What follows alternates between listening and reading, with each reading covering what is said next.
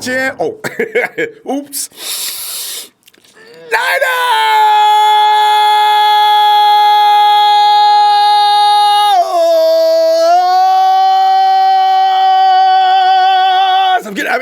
I was getting ready because I already sing somewhere in the future. I shouldn't read these things. They get me all pumped up. I'm already rehearsing for the end of January. We are the champions again. Dun, dun, dun, dun. And we'll keep on fighting till the end. Dun, dun. Hey. Did you check out the Raiders, man? I couldn't stop laughing, man. First thing I saw on my notification is Raiders have trust problems with something. They didn't give all the details. I said, what? First thing you think about was Gruden and Mayock fighting. No, Mayock doesn't. Mayock, he's paranoid. He doesn't trust any of his scouts. All of you so-and-sos, get up and go home. What? Ah, get out. I love watching the Raiders just totally dissolve into a mass of heaping nothingness. But again, back to the 49ers. How you doing today, fam? You doing all right? Yeah. Yeah, look, hey, I'm gonna tell you right now, I'm gonna come undone and get a little weird between now and next week. So, and I'll probably be seeing you each and every day between now and next week because I don't know what to do with myself. I mean, you work out, it doesn't help. You work out to get rid of stress. It brings on more stress because all I can think about is the first round, the second round, the third round. I said, when we get this, and we get this. What are we going to do about this, and this? Oh, man, I cannot lose the first 2 games. Okay. Anyway, the headline reads, The next Mahomes, NFL insiders see a big 2019 ahead for Mrs. Garoppolo's baby boy and the 49ers. See, this is what I'm talking about. I can't stay calm when I keep Okay, seriously. One thing that is clear is the 49ers will be looking a lot different with Jimmy Garoppolo under center as opposed to anybody else on the roster. So when people say, well, last year they got a lot of things they got. Yeah, they don't. They just need people to come back. A huge percentage of Niner fans do expect a huge improvement, such as myself, from last year, if for no other reason than the addition of Dee Ford. NFL insiders are chiming in on the 49ers' future as well. Mike Freeman, BleacherReport.com. I was loving it. He says a player who some in the NFL believe could have a Patrick Mahomes type of breakout next season is still a bit gimpy. He might wear a brace on a surgically repaired knee. This is the guy teams think could be the next Mahomes. Him? Really? He says, when I ask a few front office officials and assistant coaches to pick the next young quarterback to come closest to doing what Mahomes did last season, one name kept coming up. One name kept coming up right after another. 49ers quarterback, Jimmy Garoppolo. He comes to the top with no helmet on him. The whole top entourage behind him. God.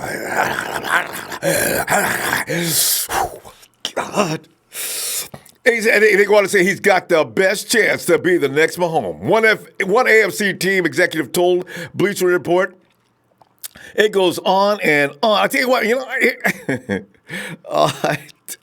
the red and gold table is set, fam. No matter how much you don't believe, no matter how much you think tradition is now bitten us that we're going to be sucking every year, I really have a better feeling than ever this year that it's over. It may not be completely over, but the worst, we've climbed that mountain. I think we're going up. And you know how you can see the peak? I think it's right there. I really do. The red and gold table is set to eat. If second-year wide receiver Dante Pettis can make a leap forward to pair with Pro Bowl tight end George Kittle, that could be special. It don't even stop there. That's a small percentage of the offense. That running back room that Jerick McKinnon claims may be the best in the NFL, it's locked and loaded. I mean, you already got Jerick's out there taking advantage of cornerbacks and linebackers. And Tevin McKinnon's on the other side of the field doing the same thing. We ain't even talked about the Dante Pettis and George Kittle yet. John Kyle Shannon's going to be sitting there laughing. He's going to... What's next? He's going to find every weakness in every defense and just exploit that. On it. Oh, my. I tell you, I can't get over this stuff, man. They have the second overall pick, and odds are they'll take, no matter who they take. But Ohio State pass rusher Nick Bosa, if Bosa ends up as good as he is believed to be, he could transform that defense overnight, according to so many. There it is! Oh, my God, the Dee Ford coming in. Bam! Oh, God. I'll tell you what, man, hey, here's the thing. Did you check out today, though? It made me laugh. I'm watching NFL Network like I do, and there's Derek Carr and Mooch, of all people. They're standing there going over, because they look at the Cardinals and they're saying, okay, everybody assumes Cardinals are going to take Murray. Okay. I mean, unless somebody's going to trade up a king's ransom, and that's what it's going to take. Here's the other thing. It's going to take a king's ransom to take both the number 1 pick and the number 2 pick. I don't even know. The Jets may play that game, too. But if you're coming up to number 1 and 2, and you think about getting them a couple of picks or 3 picks, that ain't going to do it. You have to give them some pick next year. You have to do this. You have to do a lot. This is why, as Kyle said 2 weeks ago, no, we haven't got any phone calls yet. You ain't going to get none either. I'm telling you, if they do get Kyler, here's the thing. They'll probably have trouble this year, and I'm glad to hear about that, because I want the 49ers to get well up on their feet so they can deal with Kyler Murray in the years to come. They're sitting there going over the Cardinals' schedule, right? So Derek Carr's going right down through the schedule. He says they beat Detroit to start the season. Then he goes on down and gives nothing but L's all the way. He gets the 49ers, L, sweep, L, L, L, right? And it makes sense. They're going to be installing a new program. It's going to take a minute to get them on their feet. Here comes Mooch, right? It's his turn. Well, wait a minute. Now, the 49ers, they swept the 49ers last year. Mooch, what are you going to do?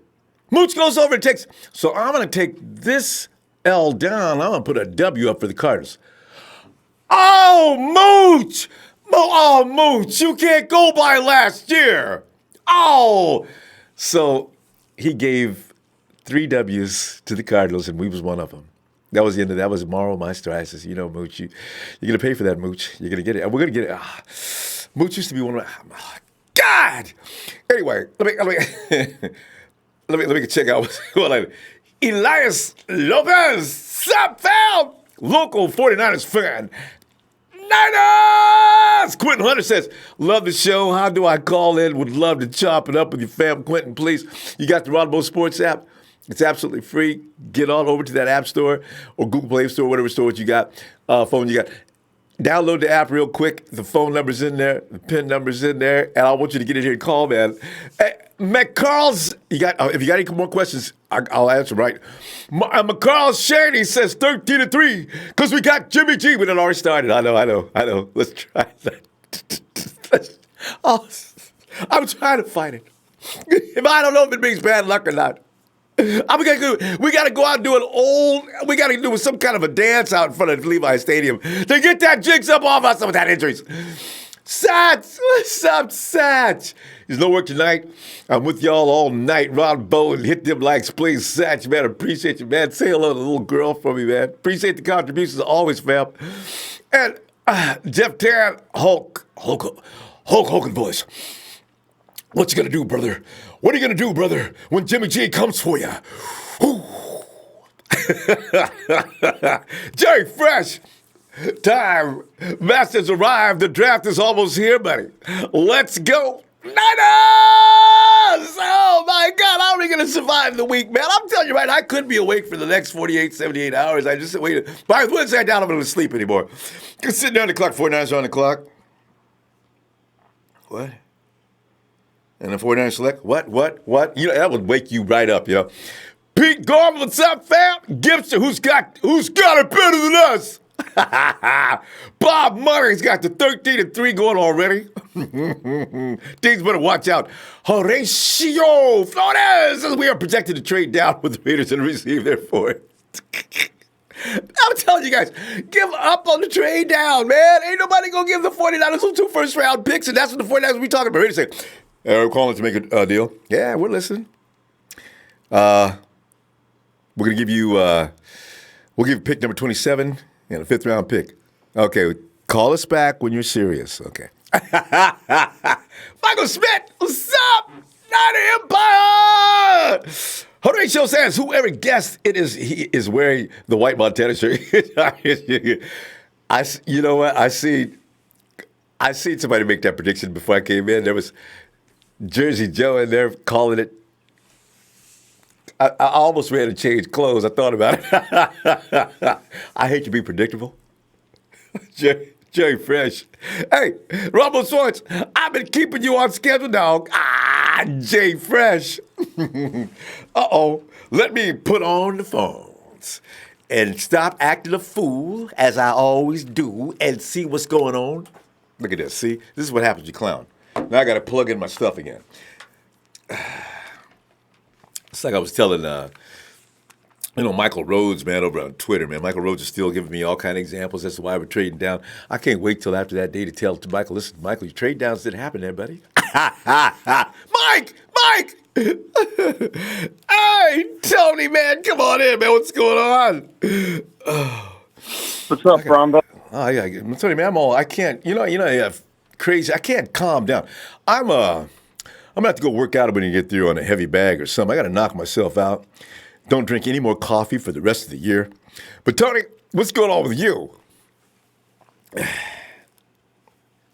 Tony? Did we lose Tony? Tony, where you at? Tony. Ronbo. Oh, there's Tony. Every now and then he doesn't charge his battery. Go ahead, Tony. I'm listening. Yeah, so I think if Bosa isn't there at number 1 or at number 2, if he goes number 1, we have to trade back.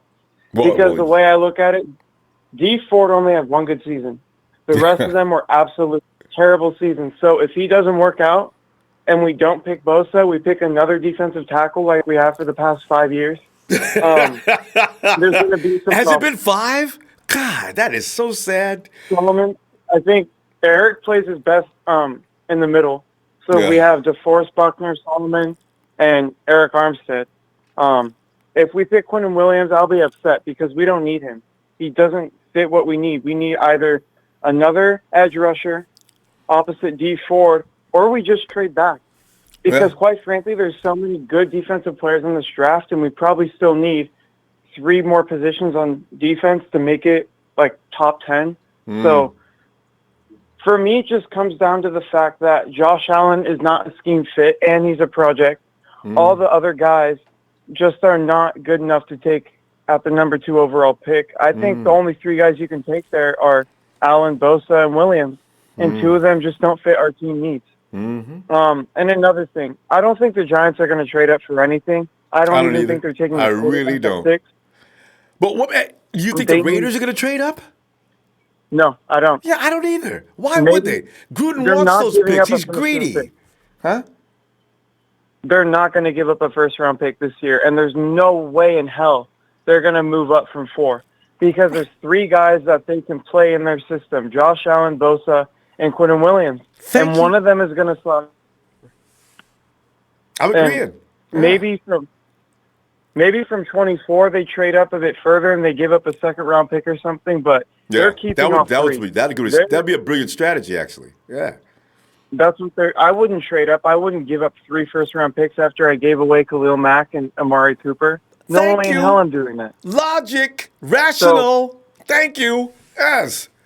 And if you look at the other 2 teams with multiple first-round picks, the Packers and the Giants want bodies. And their general manager sounds stupid, but honestly, I don't think Eli's washed up. Yeah, I think his receivers didn't play well last year. He forced balls to Odell, and that was the only time where he was a bad quarterback when he threw to Odell. His offensive line was abysmal. I think people are too hard on him, and I don't see the point in taking Haskins at number 6 because, 1, he might not even be there, and 2, you can take another quarterback in the second round that probably will have the same career trajectory if you are going to take a quarterback. True. And I think Gettleman knows that this is a heavy draft. If you look at him, he builds his team from the trenches out. He always drafts offensive line or defensive line with his first pick. And I don't think that's going to change. He's Williams. very Williams at number 6, Tony. I think you just called it. Williams at number 6. Williams, and who do you need? And who else do they need? You don't get 2 old linemen in the they first need round. everyone. Ah, God. The thing is, Williams, I don't think he's dropping to number 6. I think probably better is Devin White if the Bucs don't take him. Rashawn Gary. I think those are 2 names that pop out immediately. But they need everything. I wouldn't be surprised if they draft an offensive tackle with that number 6 overall pick. Because Tony, they need everything. You mentioned Devin White. That's who the Raiders pick up with number 4. They're hurting at that position so bad, it's terrible. Navarro Bowman didn't work out for them. They got rid of. I think we're suffering with Malcolm Smith. They still don't have an inside linebacker. It's White. And Devin White is a viable option, but if Quinnen Williams and Josh Allen are there, there's no doubt in my mind they're better prospects. You have to take them. Now, there's a guy named Devin Bush who might slide in the draft. There are other great linebackers. 24. So I think you'd be selling yourself short if you didn't pick up one of those surefire picks. And because the defensive ends in this draft, there's 2 or 3 at the top that are pretty much guaranteed to be great players in the NFL, and then the rest are projects. Yeah. With the linebackers, there's a lot more guys who have a better body of work. So I think that's the whole thing with that. Kyler Murray, the more I think about it, the way Josh Rosen is handling the situation, if you move on from him, I don't think teams are going to trust you. I don't think other players are going to want to come play for Arizona if they see Rosen had one of the worst offenses to use in the NFL. Then for no reason, out of nowhere, they start saying they're going to trade him away and get another quarterback. All he does is stay quiet and show up to workouts. So, I mean, he has if they been humble. get rid of him, I don't think they should. I think if they draft Murray, that will be the worst decision they've made. And I think Rosen can play in Kingsbury's offense. I think it's not out of his realm. He is a great shotgun passer. So that's what that whole offense is built with. Rosen is, and Kingsbury runs out of the shotgun? The only thing I think, Tony, is the only reason he's even being talked about is because Kingsbury's worked with him before. Yeah. I just don't see it because I think Josh Rosen still has a great arm. Even though you play in a system, it doesn't mean that another guy can't pick up the system that's already on your team. Sure. Think about it this way. You're just giving away a guy you drafted last year and you traded up 5 spots for. And you're not picking up a new player in this draft. But you could be picking up a championship with Kingsbury, with Murray. And then you got the way that they probably lost. Listen, is that Jimmy G's page? Listen, I'm looking at things flashed the wrong page in front of me. We're going to have to continue this tomorrow, Tony. All right. But you make some great points. I mean, solid as a rock points. We'll talk again Sunday, okay? Okay. All right, bro. Have a good night. All right. Yeah, Tony bringing some serious knowledge to that shot on that. Whoever, was that somebody else bringing that page in? Dontrell Sessom says, did you know you sang Happy B-Day to... I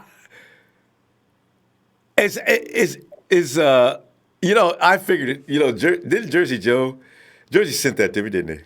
Jersey set me up. I thought I read something like that on Twitter, actually. Somebody's making a joke about that.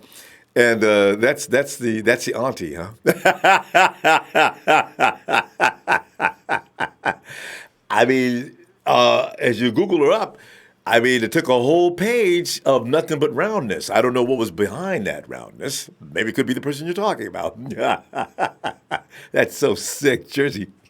You're going to get it for that. Hey, Phil! Hey, Ronbo. Phil, how you doing, man? All right. Got in Phil, early tonight. You guys are really in fine form tonight. Now, Phil, I'm 15 minutes late, and you're saying, I'm in early tonight. Phil, I try. Sometimes I get caught in traffic and things like that, I've got every excuse you can actually offer. No, I was talking about me. Oh, you? Talking about me.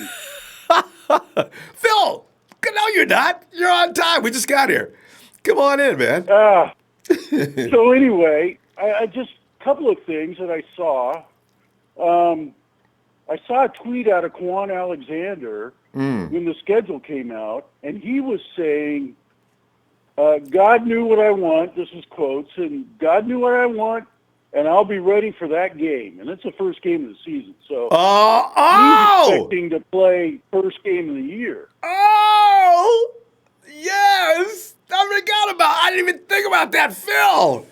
We do play his team the first game of the year. And there was an article out of the San Francisco Chronicle that says he's going to be ready for game one. So it's Jason Verrett that they're worried about being ready for the first game. So I think that's what's going on. But the rest of the guys, McKinnon, Garoppolo, I think are all going to be ready for game one. How long does it take? That means Verrett would take twice as long as Richard Sherman to get over a similar injury. Man. Yeah, well, he had an ACL I thought he only had an Achilles tear. His ACL, I thought there was he had an ACL right before that, so I think the Achilles was caused from the ACL. I don't know, but that's what Phil, I'm hearing. Tell you what, we've got a Kello. Oh yeah, I know but like I said, we get a Bosa, and I really think the first caller was wrong because we're talking about the Cardinals here. Yes.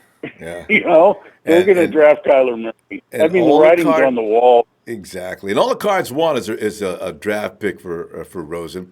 And if Rosen's looking humble, they haven't said a word to him yet.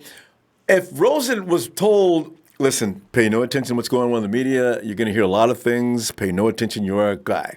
I'm still waiting for Kime or somebody to come in and say Rosen's our guy. Go ahead and say it. If you're not going to go for Murray. They're not even playing him in the the warm-ups. They quit. They quit trying to fake people. They didn't even put him in the promo video, Phil. He's not even in the promo. Boy, I feel sorry for Rosen. I can just see him. All right, guys, get over there. The cameras are setting up. We're gonna do a promo video. But Josh, he's going to go He's going to go to another team, probably better than the Cardinals, and it'll probably work out for him in the long run. If the Packers were smart, they would send him for a trade and get him and let him sit behind, just like Rodgers. Let him sit behind like he sat behind. You got the Packers, the Patriots. You've got the Redskins. Miami doesn't have a quarterback. I mean, all of those guys should probably give him a first-round pick for Rosen. Oh yeah, he's better than every other quarterback. Belichick would probably give him a second-round pick. I think we're going to get Bosa. Folks, get over it. It's going to probably happen. And nobody's probably going to trade up and give us the value for 2 pick. And Phil, you make another good point. What would it take to equal Bosa? And also, what would it take? Not only that, according to the chart, according to the chart, it would take, for example, if the Raiders were to trade up to number 2, they would have to give up their number 4 and their number 24. At least. Yeah, well, look at what happened when we traded with Chicago to go up one spot, and they got Trubisky and we got Solomon. Mm-hmm. Just to go up one spot, they give us 2 more second-round picks and another pick. So we got like 3 picks just to move up one spot in the draft. Mm-hmm. Mm-hmm. So, it's and Phil, how do we feel about the Raiders, Phil, who just let Khalil Mack and Amari Cooper go to another team as hard as we were trying to get a deal from them? We say, Raiders, you know what? We feel like we like you guys, and what we're going to do is we're going to ask for this. And listen, next year, just to fatten that pot up, we want a 3rd rounder. It would be so frigging fitting. What are the chances of doing that? I don't think there's going to be any trades in the first 5 picks. 0. Makes no sense. No, it doesn't, because the quarterbacks just aren't there. Nah. That's usually why people trade up, is for quarterbacks. Yeah, because then you talk about your future. And that would mean Locke. I like Drew Locke. I seen him slam dunking today. He's real athletic. He had a good head on his shoulders. We already know about Haskins. Haskins is okay, but he's like there's lots of Haskins in this draft and in this world period. So it's you're not going to give up a boatload of picks to get up to the first 2 or 3 picks. So. Yeah. Not if you're not getting a franchise quarterback. Yeah. That's just the way it is. Yeah. So get over it. It's going to be Bosa. It's the second pick that we have that's going to be the interesting one. Yeah. That's the one I'm looking forward to. Same here. I've been trying to figure that one out. What do you think? Do we go wide receiver? Do we go offensive lineman? Do we go safety? What do we do there? And that's going to be the big hit. I'm going to do a draft next week myself. I can't figure it out. I know the unsexy pick is maybe the one you should get. Probably if you can get the best offensive lineman available by round 2, you probably should go for it. Joe says he's going to play as long as he can, but I don't know how long that's going to be. Have some guy understudy him for a while. Well, no, he tweeted out he wants to play for as long as he can play. I know. What does that mean? Joe's taking good care of What himself. does that He's all mean? fired up. He's inspired to keep playing. Well, I mean, he's good for another 2 years at least. That's what I'm thinking. Yeah. So, we could go for a tackle next year. Yeah. And you go. Okay, real quick, 'cause we're out of time. Wide receiver or safety, cornerback, or any other option you got in mind. What are you going to do? It's whatever who's best on the board. That's what I would do. Good. Because we need all of those positions. Good. So who's the best player that's there? You take him. There you go. You know? got to go with that rationale. That's the way I really feel. do. Phil, I tell you what, man. Always a There's pleasure. one more thing. DeForest Buckner tweeted out that he has no worries about being a 49er in the future. I know, I like because that. they're under contract negotiations already, and it's going strong. So I think DeForest, they will re-sign him. But honestly, quickly. Phil, between you and I, he'd be a fool to accept any deal this year. What if he goes nuts next year? So if he signs anything until mid-year, I said, guys, we can put this on the table, and let's revisit this. Well, he's going to have to get in the backfield pretty quick because Dee Ford and Bosa are going to be there before he does. Bam! It's going to sound like a car accident. Yeah. So, all right. Hey, Phil, let me see you Sunday, okay? All right, man. All right, fam. Have a good night. I'm like you, though. I'm chomping at the bit. I was at you. the Sharks game last night, and I'm blowing my friends away because I'm talking about the Niners. I know. It's the only relevant sport on the planet. Everything else comes second. That's right. All right, Ronbo. Night, Phil. Here's to the Niner Empire. Thanks for having me. Hey, appreciate you, fam. Talk to you later. Yeah. All right. Bye. And Kristen Lozardo. Hey, Kristen, thanks, fam. Every little bit of contribution I appreciate. I really do. Thank you so much. Hey, it's good. We went to Kenny tonight before he passes out. He's a hard-working man. Kenny! What's up, Ronbo? Kenny, man. Oh, it's just crazy time again. Here we go. Just hours, I call it hours away from that night called draft. What are we going to do? Man, I tell you. I can't wait. I'm so tired of talking about these players, and the waiting game's over. One more week. Thursday. Yes. Man. So I want to trade back, man. If there's a team, I know so many want to trade back. Okay, who are you going to trade back with, though? Raiders and Giants are not going to give up those picks. They want those. That they earned them. They got them. Now, where are you going to go? See, that's what sucks is the teams that are able to trade back are in the top 10, and they really don't need to. So I don't know. And if you go too far down, you're going to miss out on some very golden players. Yeah. And something else too, Kenny. Like you mentioned, the top 10 teams really don't need to do any trade back. That means if you get number 15 or whatever, he wants to trade up, he really wants a quarterback. The 49ers are going to say you're going to have to give up your firstborn. You're going to have to do this. You're going to do that. You do this. Are they going to be willing to do that? Yeah. Maybe. I don't know. Raiders. Raiders are the one team that, man, you can expect something like that from them. So. Nah, not this year. Not with Mayock. Mayock's too smart, and Gruden's greedy. He wants those first choices. He's going to take. The Raiders are going to take all 3 of their first-round picks. They're probably chomping at the bit to get at this. That's why they threw all their people out today. They don't want any leaks. They don't want anybody saying or doing anything that's going to screw up what they got because they must have some master plan set up already. And it probably does not involve the 49ers. So do you think Seattle Seahawks would trade Solomon Thomas for Frank Clark?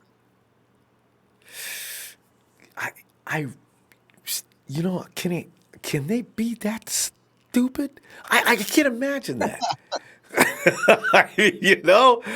God. You got to take that deal if they did, because they'd save money. Maybe if it's a money thing, they might, Kenny. Because they got a good interior lineman, and they save a boatload of cash because Clark is pissed. I mean, you guys went and paid Russ like you guys got boatloads of money, and I'm here begging for peanuts, and you give me a franchise tag. So he's got to be.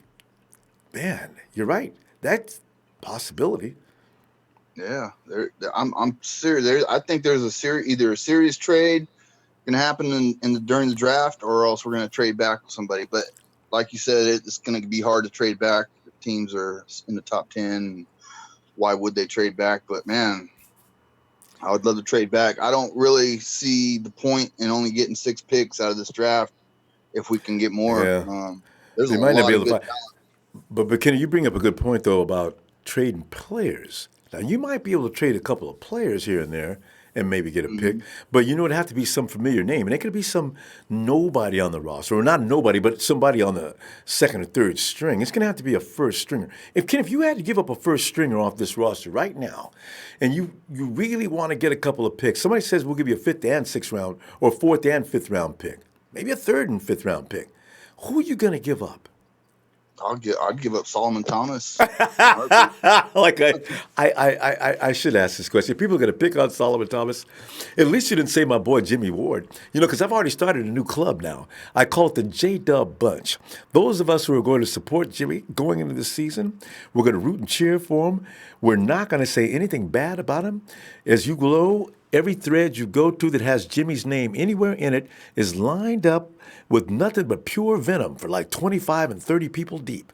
So, you got I love Jimmie Ward. I think Jimmie Ward, when he's healthy, he's awesome, man. I see that? Okay. I'm going to put you in the J-Dub Bunch. Because she came in yesterday and says, if you like Jimmie Ward, put 1 on the chat, please. And a bunch of 1s showed up. I was shocked. Hey, yesterday I fell asleep, man, waiting for the we know. show. Yeah. We kept calling you. Man, my prediction this year, I'm thinking 12-4, and I only say 4 because I think we'll lose 1 against the Cardinals. We always lose against them for some reason. We'll lose 1 against the Seahawks. For years. We haven't beaten them for years. Seahawks, and then Green Bay and Saints. Yeah. I agree with you on the Saints. If there's a powerhouse the 49ers are going to run up against and playing in Nolans, it's the Saints. Because I don't know how well we're going to do against Drew Brees. Brees is the key. I messed up. Not Green Bay, the Browns, I meant. I think the Browns are going to be a tough team to beat. Yeah, because Green Bay might be somebody we can deal with. Yeah, the Browns worry me too. We're on the same page there. Because, man, it ain't about, they got potency. They really do. There's no weaknesses on that team. Mm-hmm. They got an all-Madden team, man. They should be able to do something. Yeah. But we still got Kyle Shanahan. As George Gill says, whatever you got, I got Shanahan. What are you going to do when Shanahan comes to get you? Oh. Hey, Kenny, Kenny, I'll make sure to wake you. I'm going to get you as early as I can from now on because I don't want you to pass out to sleep. There's no way I'm going to keep you waiting. Kenny's been, Kenny, I haven't called in a while, but yeah, that's what I'm saying. When Kenny's not busy, we got to let him in quickly. So, Kenny, let me tell you what, I got to go now, though. We're going to see you Sunday, huh? All right, man. I want to show some love to all my haters in the chat. I see you. Anyways, shout out to Night Out Fan Club, Hit Squad. Love you, Ronbo. Thanks, man. Love you back. Thanks, Kenny. Have a great night. Get that rest. Oh, God. Come on in, Dre. Should I say, It's Dre all day. It's Dre all day. All right. Okay, Dre, we'll come back to Dre, I guess. All right. Since day one. What's up, fam, man? What's up, family? Oh man, since day one, I'm just sitting back here, man. I'm tripping on this. Like it's countdown time now. We could talk smack and go crazy last month and everything because we're so far away from the state. As we get closer to the time, it's getting crazy, man. System's starting to act up, man. Walking around talking and mumbling to myself. But go ahead.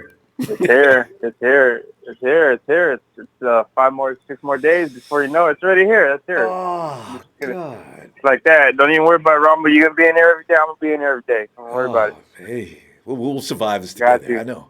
We'll make it. We got this. Whew, man. But yeah, I wanted to say a couple of things about my man, Solly. Everybody keeps I'm telling you, all you people who are hating on him, don't be loving him. Don't be loving him. I forgot about you and Solomon Thomas. I don't hate on him myself. My man.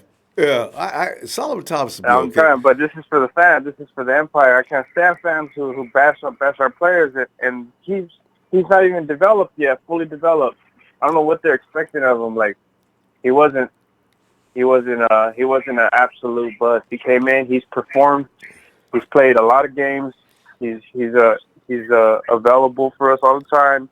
It's just I really think what happened with his family had a big toll with them this year.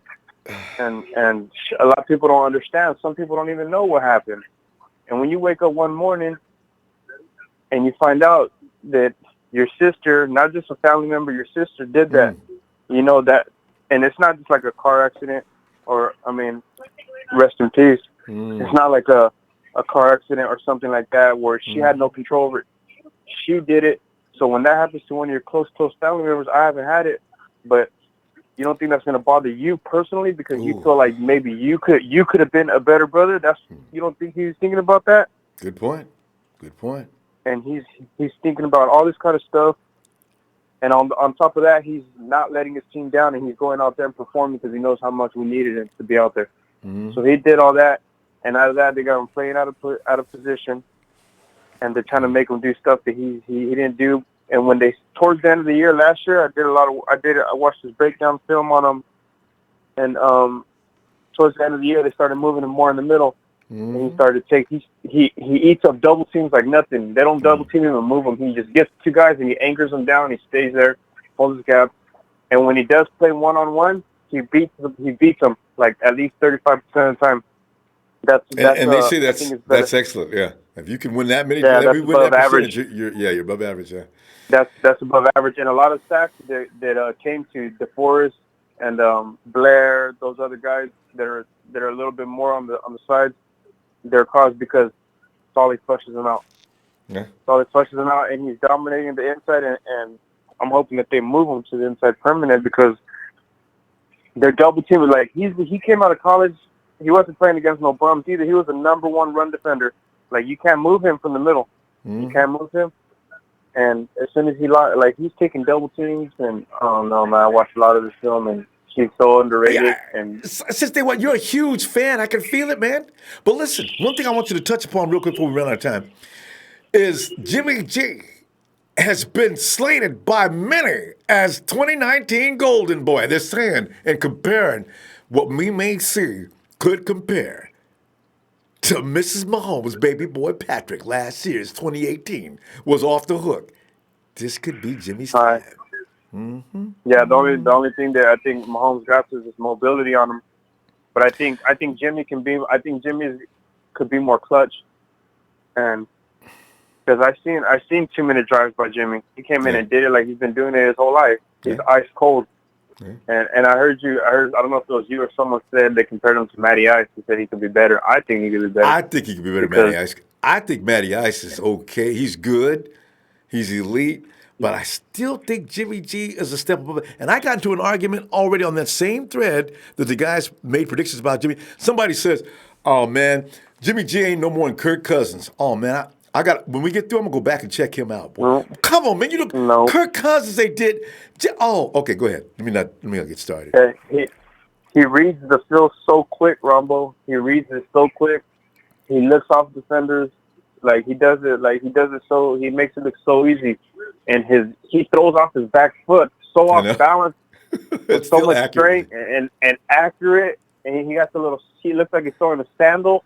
Boom, man, when he does those kind of plays, he can make a play from nothing, and that's what gets the crowd pumped. That's what brings the momentum, and that's what brings in a different. It wakes your defense up, and they want to play harder. That's why we went on that 5-game winning streak because certain plays that he made from nothing brings energy, brings everybody pumped up. Now they can't wait to get on the field, and Nick Mullins was scoring, and he kept us in the game and doing all that, but he was a little bit more consistent. He was doing he knew he was good on third downs. He was a little bit, he's accurate and stuff like that. But when the play's broken down, he can't drop back and be falling down and still get it to where he needs to go to like Jimmy. So that's why the energy and all that kind of the hype wasn't there. That's what you call the it factor. Some quarterbacks, it's like Kyle says, he wants his quarterback to be able to think on his own out there sometimes. Kyle, he can't lead you through the play. There are times you have to recognize the situation, adjust, adapt, and execute. This is some quarterbacks can do that, some can't. Mullins is going to be good. He's going to develop that. I got a feeling sometime in the near future. I like him as our backup. But since day one, man, I'll tell you what, I'm going to see you Sunday, huh? Yeah. I'll be here. And, be looking for you. Appreciate it. Appreciate your time, Ronbo, and stay safe out there. All right, fam. Thanks. Talk to you later. Empire, stay up, stay faithful, stay patient, trust the process. It's there. Yeah. All right. All right, fam. We out. Hey, and Kenny, thanks, fam. I love it. Ronbo Sports, A1 since day one. Kenny's got a lot of threes. Like the 13-3 he started at last year. Everybody hooked on. Yeah, that's what. Let me go to JT. Hey, JT. Hey, what's up, Ronbo? JT, man, I'm reading down to the dailies like I love to do. And all of a sudden, Bleacher Report, I get to them. I hadn't thought about it because, Patrick Mahomes had a legendary 2018. He's from the beginning of the season. We seen a kid that came out there hitting touchdowns, throwing sidearm. The throws, throwing sidearm, throwing no-look passes, throwing with his left hand. I said, who is this? I said, Ronbo, shut the hell up. I said, Patrick Mahomes will come into the NFL and get his little cute butt bleed. Patrick Mahomes was kicking everybody's behind. I still think it had a lot to do with the fact that he had Tyreek Hill and also Travis Kelce, but that's neither here nor there. He still got it done. And he took that no defensive team and got all the way to Tom Brady's face. So I'm you know what? If they're going to say Jimmy's going to have that kind of a year next year, I'm delighted to hear that kind of stuff. And it's not coming from fans. This is coming from other coaches and people who are part of the game, football people. So I like that. Well, I'm glad to hear. I'm glad to hear that recognition finally. Because you got to pay dividends where it's due. Mm-hmm. Damn it! Exactly. Let me piggyback on what you just said. Oh, please. I think the year when we picked up Garoppolo on the trade, when he started that game against Seattle after Beathard got hurt. Was that amazing? I think we were starting to see all that, Ronbo. We were starting to see all the sidearm throws and all the all those spectacular throws that Patrick Mahomes was doing. We've seen a glimpse of that with Garoppolo. We did, but Mahomes is still. If Jimmy ever throws a no-look pass, I'm gonna pass out. If they're doing the game, I said because Mahomes is out there. Look at Patrick thinks this ain't no NBA, man. You better watch where you throw on the ball. And, I hope he does it once. I hope the players on the 49ers, hey, you got to throw a no-look pass, right? Nah, come on. Mahomes did it, man. If you do it, they can shut up about Patrick. So, we'll see. You know what we need to do, Ronbo? We need to make sure we can have that offensive line having that what's the JT? Hello? Yo, I'm here. Yeah, we need to have that with the offensive line. We need to have that continuous, that chemistry. Because towards the end of the year, our freaking offensive line was just, they were meshing. But remember, meshing. It's Weston Richburg. You know, you got to have your center healthy. And then, of course, Thompson got hurt. But Weston Richburg has got to improve. I don't trust him. I don't trust him. I just don't trust him. Who's that other guy that filled in for Richburg? Did anybody fill in for Richburg? You know what? We got a couple of guys who can play center. They don't get paid as much as Richburg, though. That's the only thing. So I don't know. I really hope the 49ers have something in mind because Richburg's not going to last the whole season no matter what. But here's my point. If our offensive line can play at a continuous rate, just playing good throughout the year, with hopefully we can just avoid injury. That'll open shit up for the running backs, for the receivers, for the tight ends. You bring in just one dynamic tight end, or a receiver in the draft. We don't need nothing else. We got everything. We got everything set up, man. We got everything set up to be successful, Ronbo. Needs to be healthy. Yeah, you're right, Ad. This is why I'm saying this need for a bunch of picks. No, you need 6 solid picks. The team does not lack for a whole lot of people. It needs 6 of the best of the best. Every round, give me the best. We're at the top of the draft. Get the best guy. And in the draft, it's filled with receiver. I know you can land at least one. I mean, if you don't get it in the second round, you can pick one up in the third round, no problem. JT, get one. We do need to address the safety position. Oh, JT. What are you going to do in the second round? You got to make that choice. You just mentioned offensive lineman. Are you going to go OL? You're going to go safety? You're going to go WR? What are you going to do? Well, it depends on who's on the board. See, everybody says that. I'm going to have to go with that, too. It's going to be hard to make that projection right now. You can't do it, can you? We got to wait till that night. This is what I think, Ronbo. I think Kyle Shanahan and John Lynch right now are probably sitting down saying to themselves like this, okay, when our time comes up, when we're on the board, if this such and such player is on the board, we're going to take this guy. Yeah, well, they got to do that. They're going to with about 15 different scenarios. If A.J. Brown, for God forbid, if A.J. Brown is on the board at 36, Ronbo. It's over. They got him. They got him. They got him. You know what? There's a possibility, a small possibility. It depends on whose stock is the highest, between N'Keal Harry and actually he's in the mix. I mean, Metcalf is it. Okay, well, you know what? We'll see. Metcalf is still getting huge grades. So he could take out somebody. Let me ask you this. Real quick, because we ran out of time. Go ahead. Real quick. JT? All right, JT, save that for Sunday, JT. All right, let's get all over to see what's going on with Jock. Who would you take there? Oh, yeah. Yo, what up, Okay, you know what? What's good, son? Sorry, JT, Sunday, I'll tell you, I'm still working on it myself. So we're going to see you then, okay? All right, Ronbo. All right, JT. Jock! Sorry, man. What's good, son? Jock, man, I'm trying to relax, man. I can't even relax. I didn't even sleep that many hours, and I'm feeling like I could go out and run a marathon. You know what I'm saying? It's like, hard to calm down. Kind of good. I hear you, bro.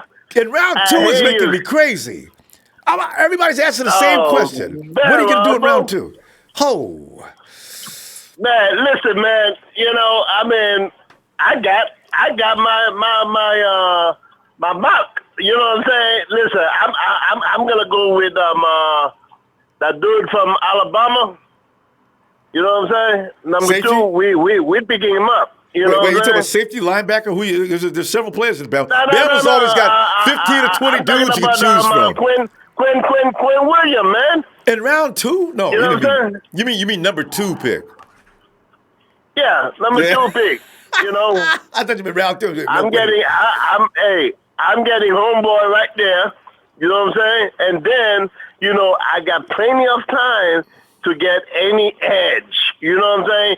Any edge, you know what I'm saying? Because I'm good, you know, because let me tell you, this draft here, you know what I'm saying? I mean, it's all pass rusher. That's it. You know what I'm saying?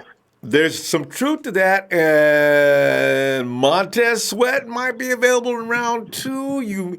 Jalen Ferguson is definitely the wayward child. He's going to be available. Jimenez is going to be available. There's going to be, you're right, the pass rushers go in the middle of the second round. Let's do a little thinking. Where did that dude Antonio Brown, when he was being drafted, what round was it?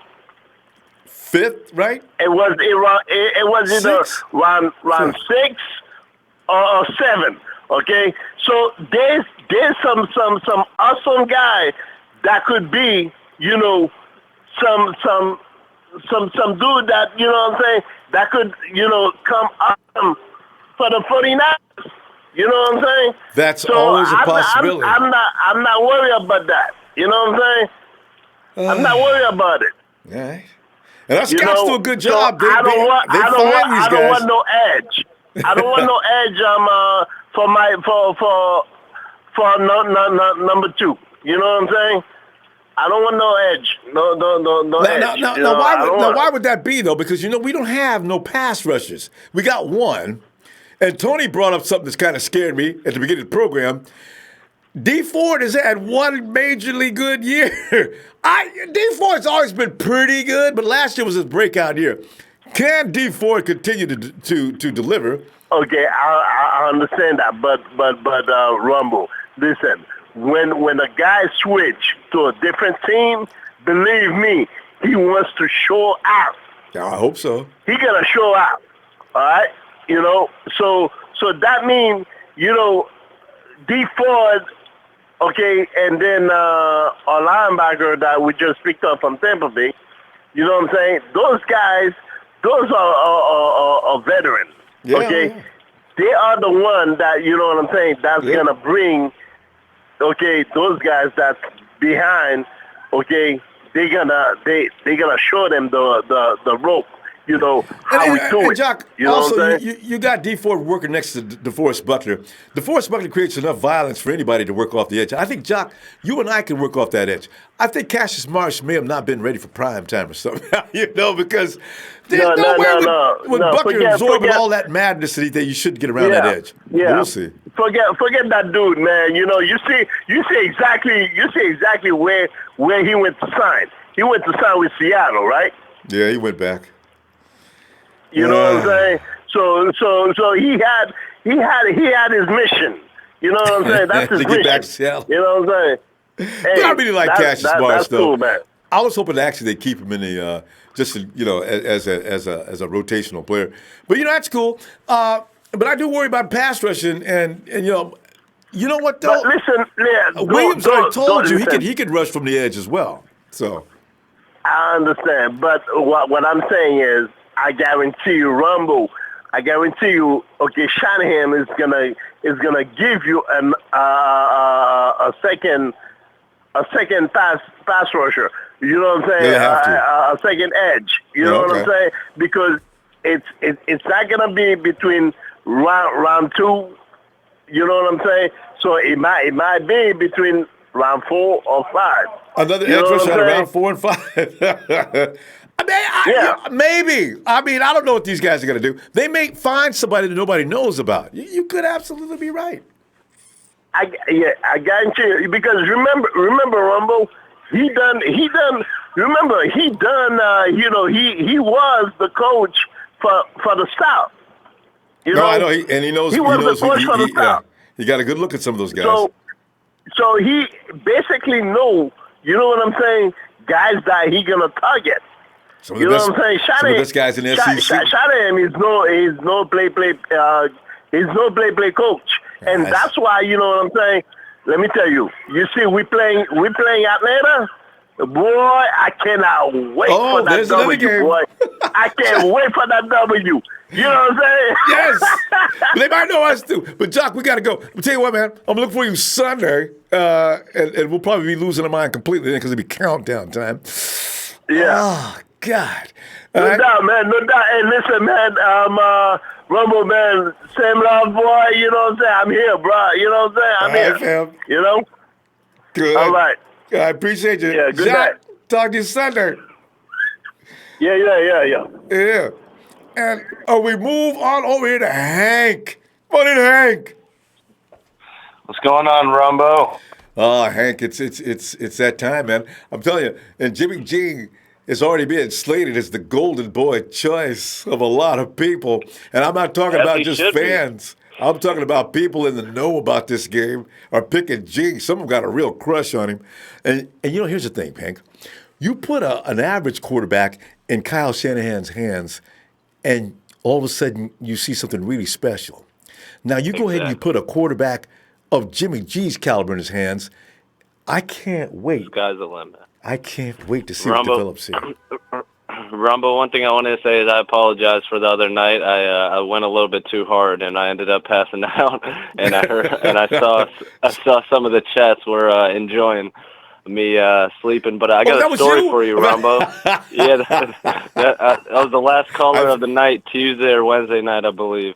And I had to go back and watch the whole show, and I said, "Man, that was funny." I've seen it happen to other people, but anyways, you never expected to be you. Anyways, right? But that log was getting sawed, and we watched it. You cut all the way through it, fam.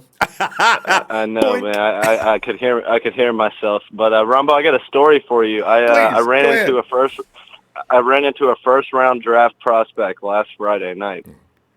Really? And I'm gonna change your mind a little bit, Mr. Brian Burns.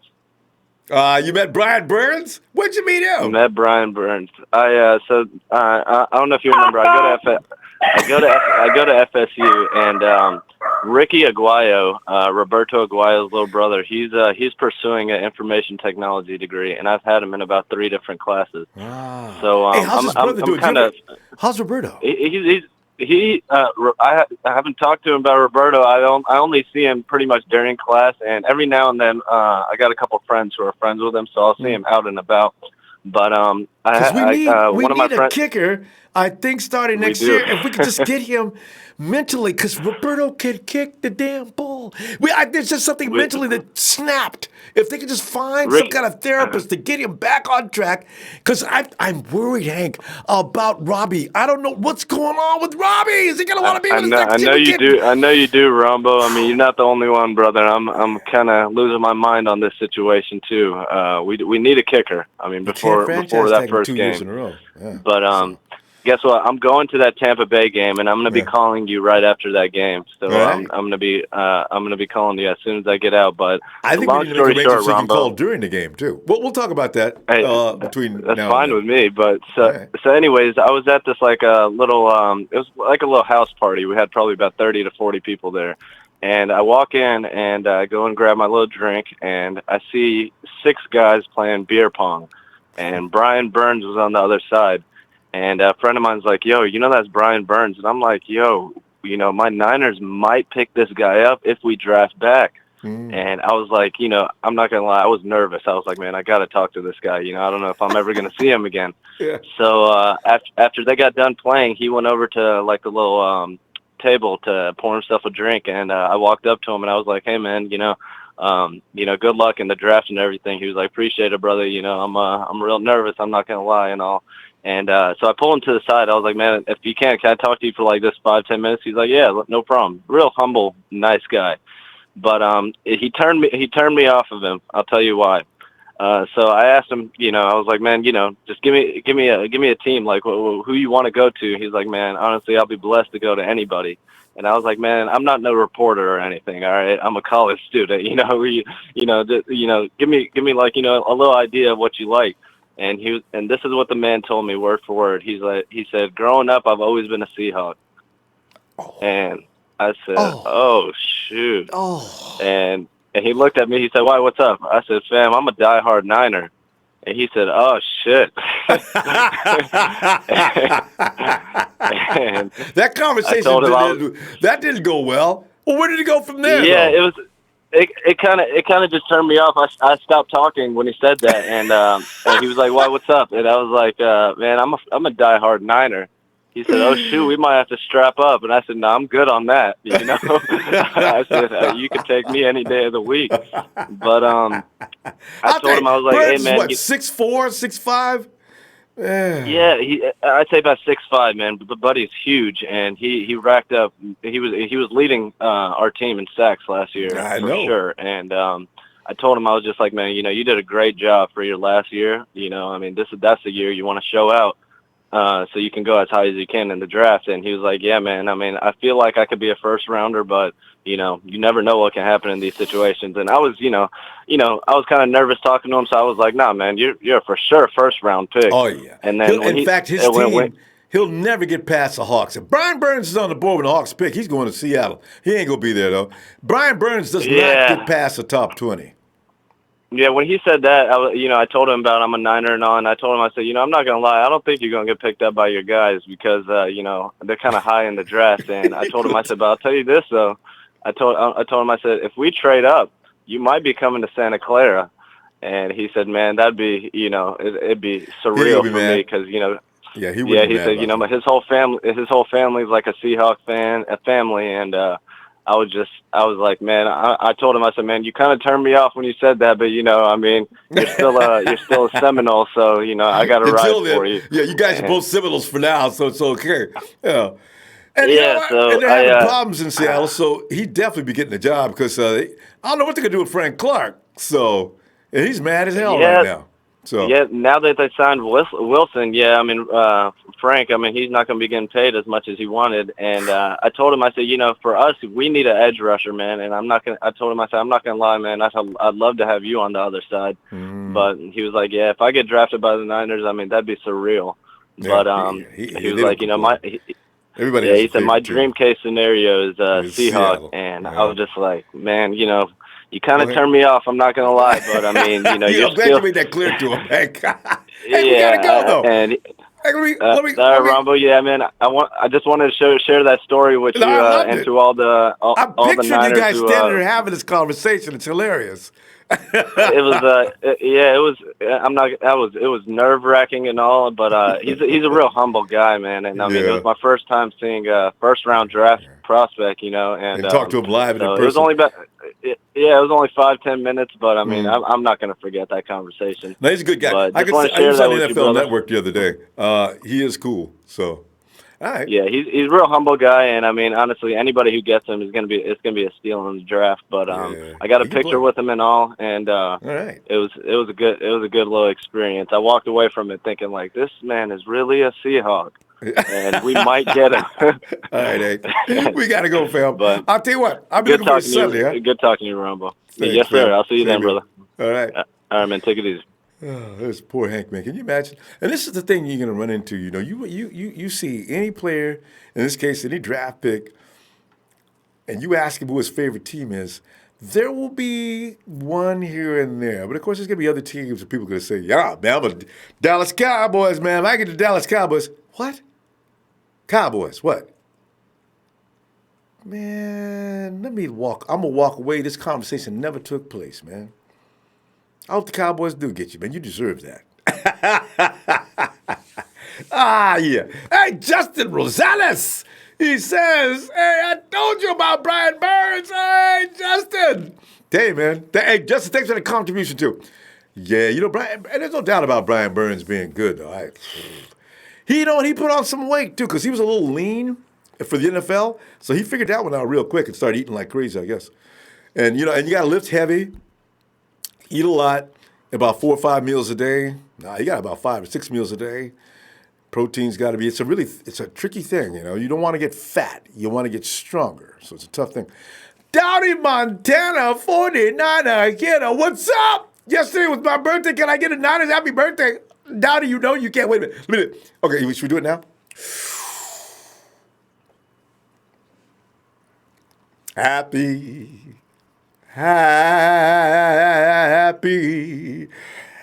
Niner birthday to Dowdy 49 hitter.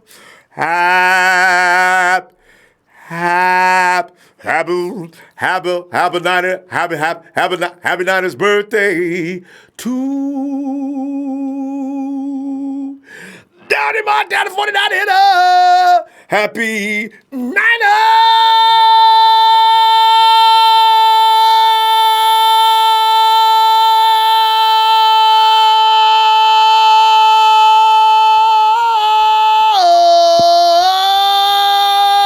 birthday to the Dowdy 49ers hitter. Yeah. Oh, we had a good birthday, fam. Hey, Justin, what's up?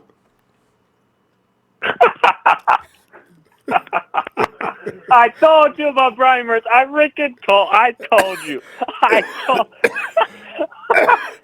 You know, but you heard what Hank said about him.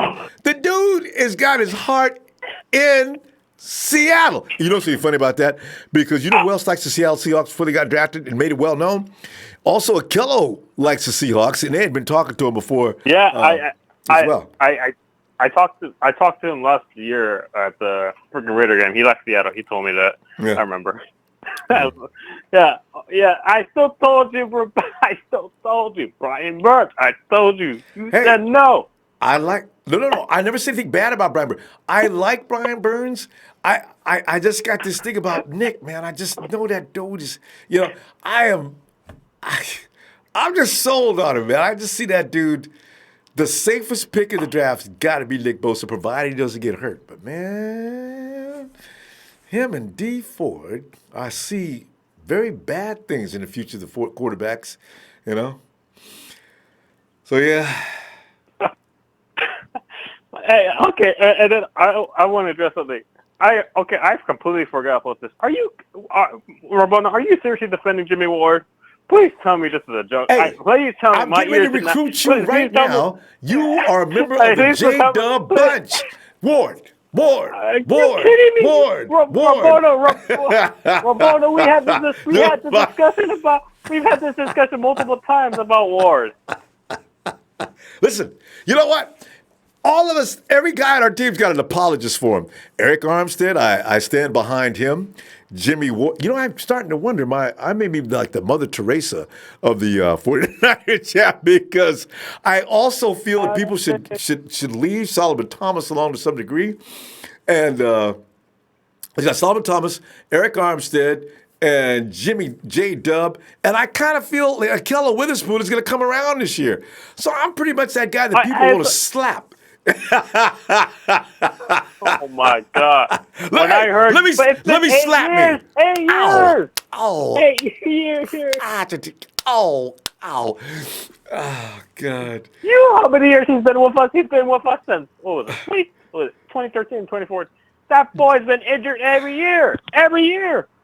That boy is injured every year. If anybody's in the chat, put it number 4 if you like Jimmie Ward, because I highly doubt there's anybody. Use one. We used one yesterday.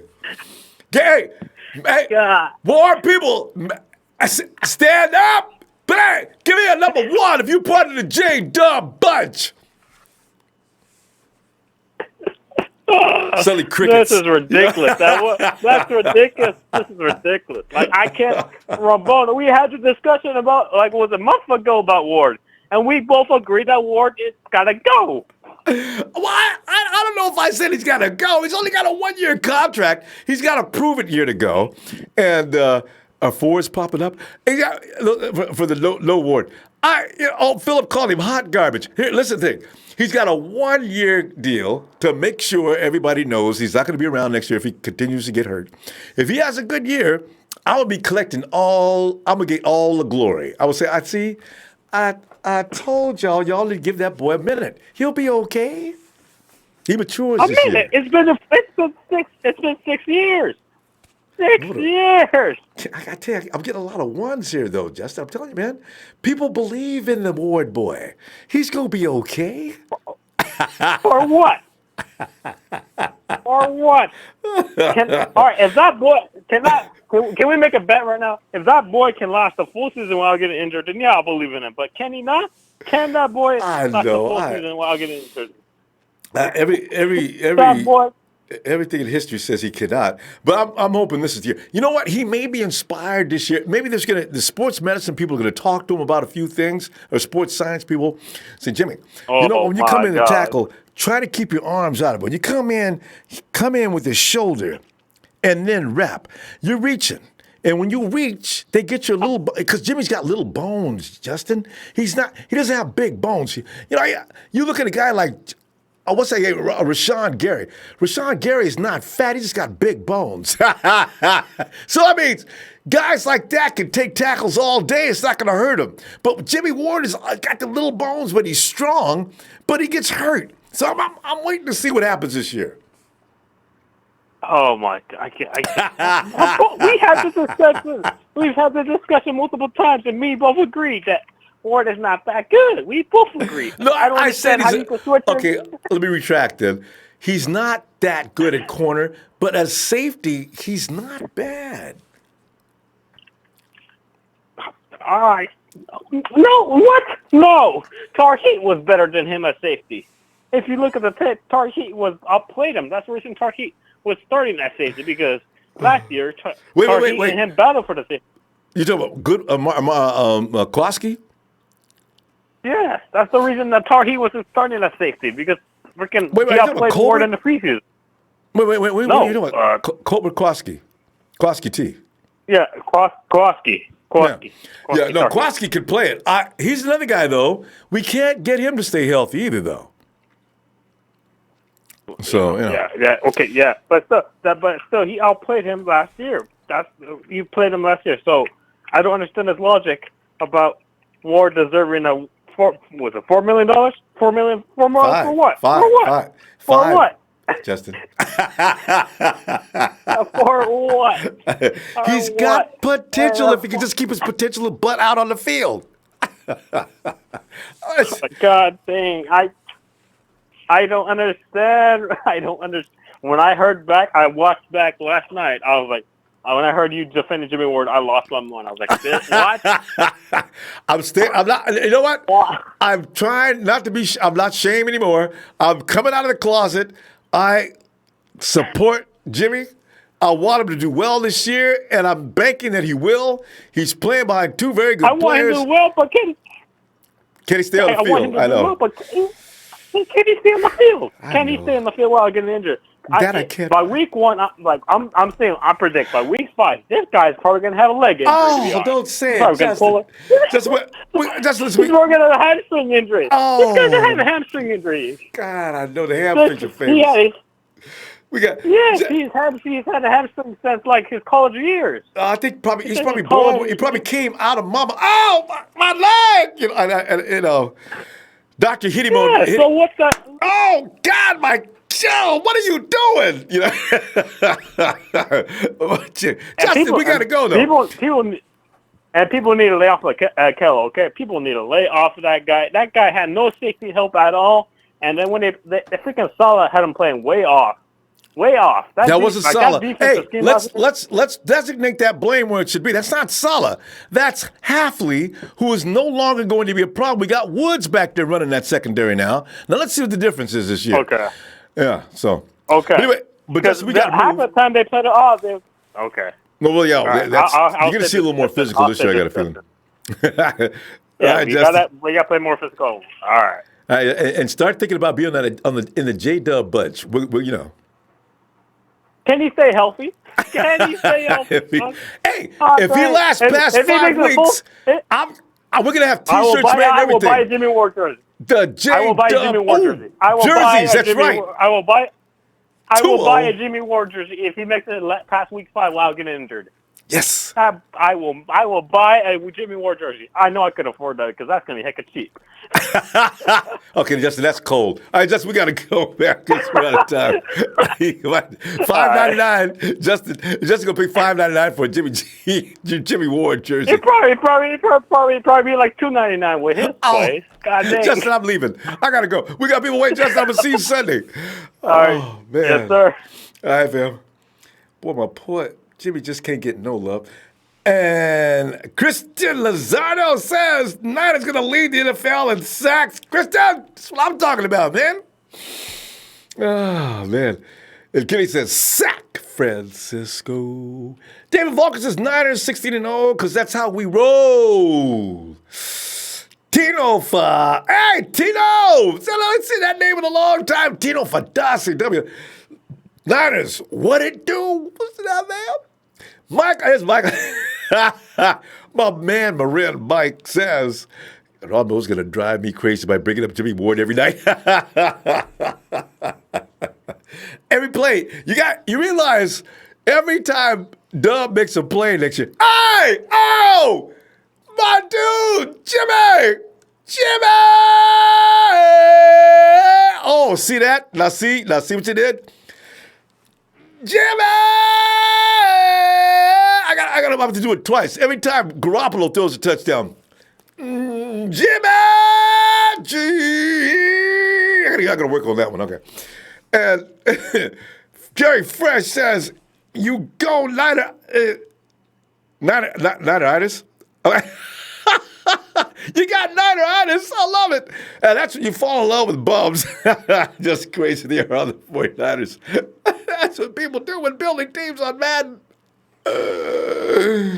This reminds me, my brother Kitty, he had a problem. I don't know why Kitty made it his business to talk about my sister's boyfriends, boy, because I didn't care about them dudes. I just told, man, don't make me have to kill you. But Kenny, man, tell both Joanne and Camilla, man, why you bring that trash in there for? You like him. He'd be like CSI, it'd be hilarious. Anyway, I like these bums. Some of them are bums. They've been with us for a while. I want to see them do well. I think this is it. Louis! Rombo. Louis. Sup? How you doing, Rombo? Oh, man, I'm just sitting there tripping, man. You know, Jimmy G is being pegged by a lot of people as being the next big thing, even though Patrick Mahomes and Rodgers and all these other people out there, because as a matter of fact, Kyler Murray's already getting some love too. But man, to hear Jimmy's name come out of so many people's, man, I love it. But what are you thinking? Absolutely. No, yeah, I mean, dude, come on, man. I mean, I remember I think it was the Titans game. They had a behind-the-scenes film for film breakdown, right? And he already knew when Mariota was doing that drive, he already was getting the offense ready, gathering the offense, just, doing like leadership like a real type, leader. Right. Like he was just, like he was saying, the most important thing that was so like smart that I saw him talk about is he knew what kind of zone coverage they were running. They were running I believe it was like a 3 deep zone coverage, but he was saying that the safeties and the cornerbacks were not like, they're playing too far off the ball. So he was hitting them for slants and he literally was talking about the plays before he actually did them, which and led, Robbie goes to the game with his boys. He was telling him what to expect and how he was going to do it. Right. Telling him what kind of routes to run. But like exactly. He was already predicting. He was telling I forgot who caught the slant pass. He was like, hey man, the safety's putting 2 backs. Just go do a 5 slant. I'm gonna hit you. And he did that. It was crazy, but that was when I seen that, I was like, tell a good one. He can't stay with you. Okay, he can't stay with you. Exactly. He can't stay with you. Yeah. So you already know, Jimmy. Come on, Jimmy. He's a leader. He learned from Tom Brady. The only thing we need is, like I said, we just need everybody to be healthy this year. And for everybody to saying, last year was supposed to be the 8-8 season. Because people we were trying to get all the new players blended in. It's going to be Jimmy's first full season, right? So I don't feel like it was a kind of a fair assessment on everybody to be saying this year we possibly can go 10-6. I don't see how, because the difference between last year and this year, right, was last year it was supposed to be the fill-in roles and everybody's going to get acclimated with the system and everything like that. But we lost we lost a starting quarterback. You know what I'm saying? Running back, where a lot of the playbook was written around. Right. You had the other running back was lame. Right. I mean, it was just really George Kittle's out there by himself. Garcon goes down. I mean, Goodwin's having family problems. It was just one thing after another. That's what I'm saying. If you think about it, I'm thinking the only team that ever accomplished anything with a backup was the Eagles. Think about it. When Wentz went down, Nick Foles would step in. Other than that, if you do 80% of the league, they lost their starting quarterback. They would probably have to take the rest of the year too. So trash, complete trash. Didn't somebody exactly look at Tampa Bay? Yeah. Oh well, yeah. Jameis Winston didn't go down, but he lost. He just can't play anymore. Had something with the lawsuits, probably. It was like, it was weird over there. They were like, you get 3 games, I get 3 games. You get 3 games. That thing was a whole mess and debacle, but. Like I said, the draft is next week, Ronbo. I know. I'm ready. We getting Bosa, okay? We getting Bosa, and it's over for the league. Double barrel action coming off the edges. Bosa. Oh my God! And someone said, I heard one of the callers earlier was saying he was kind of like scared or worried about Dee Ford. I'm gonna tell you something about Dee Ford. This kid is an animal, but you can't really. His first 2 years in the league, he was behind Houston. It was when Houston was starting to. Justin Houston and Tamba Hali. In 2014 and 2015, Tamba Hali actually had his best years, and Justin Houston was the rising star. So they really didn't have any snaps for Dee Ford. He didn't play. He started in no games in 2014, and he only started 5 games in 2015. But 2016 was pretty much his breakout year. He played out of the 16 games, he only played 14, but he had 10 sacks. And then 2017, which was the year before his breakout, which was last year, 2017, he didn't play. He was injured. He got hurt. He got hurt one of those years, right? 2017 was the year he got hurt. Yeah. Right. So it wasn't really a fair assessment. So this 2018 season where he actually played all 16 games and played all 16, started all 16 games as well. He had 13 sacks.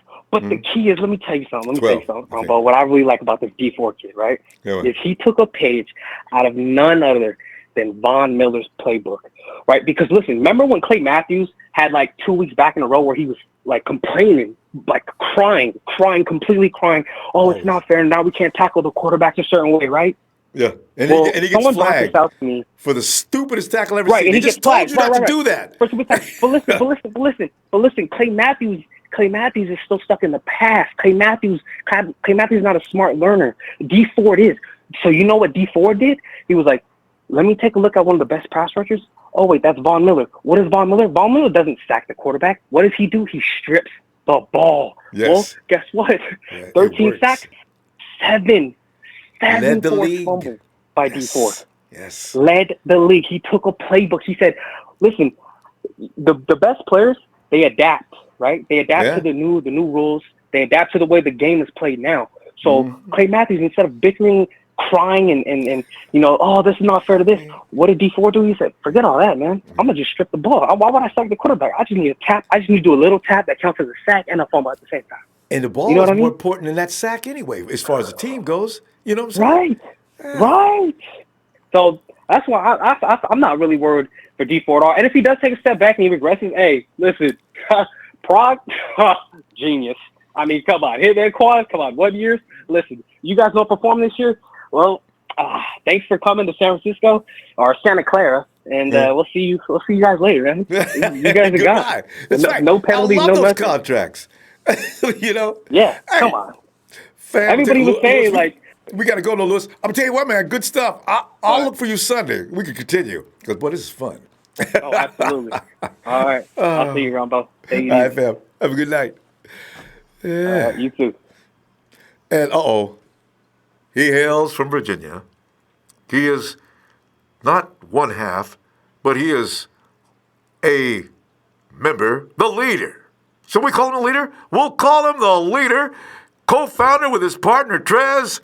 He hails from Virginia at 108, 205. Trey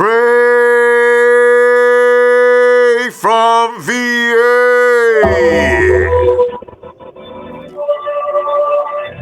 As he walks slowly down the aisle, not being careful not to spill anything in the urn, he moves toward the ring. Finally. And I do mean finally. Brother Ronbo. Yes, straight. How you doing, man? Oh man, I'm How you doing doing? fantastic, man. You made me realize yesterday all the talk that we've been having about. I was trying to not have any feelings about that first round pick, but I said, you know what? Trey is right. This is football. It's time now. I don't give a you damn know about what? his political beliefs. Because I am tired of losing, Rombo. Like, you can disagree with me. You know, I don't ask that. TNT, shout out to everybody in TNT. It's everybody now. Shout out to everybody. Shout out to you, Brother Rombo. Everybody behind the scenes. Family, you know. But you don't have to agree with us and what we talk about, but what you do have to agree with is that you're tired of losing. That sickening feeling on Sunday when you're not being competitive. Oh. All right? So let's talk about being competitive.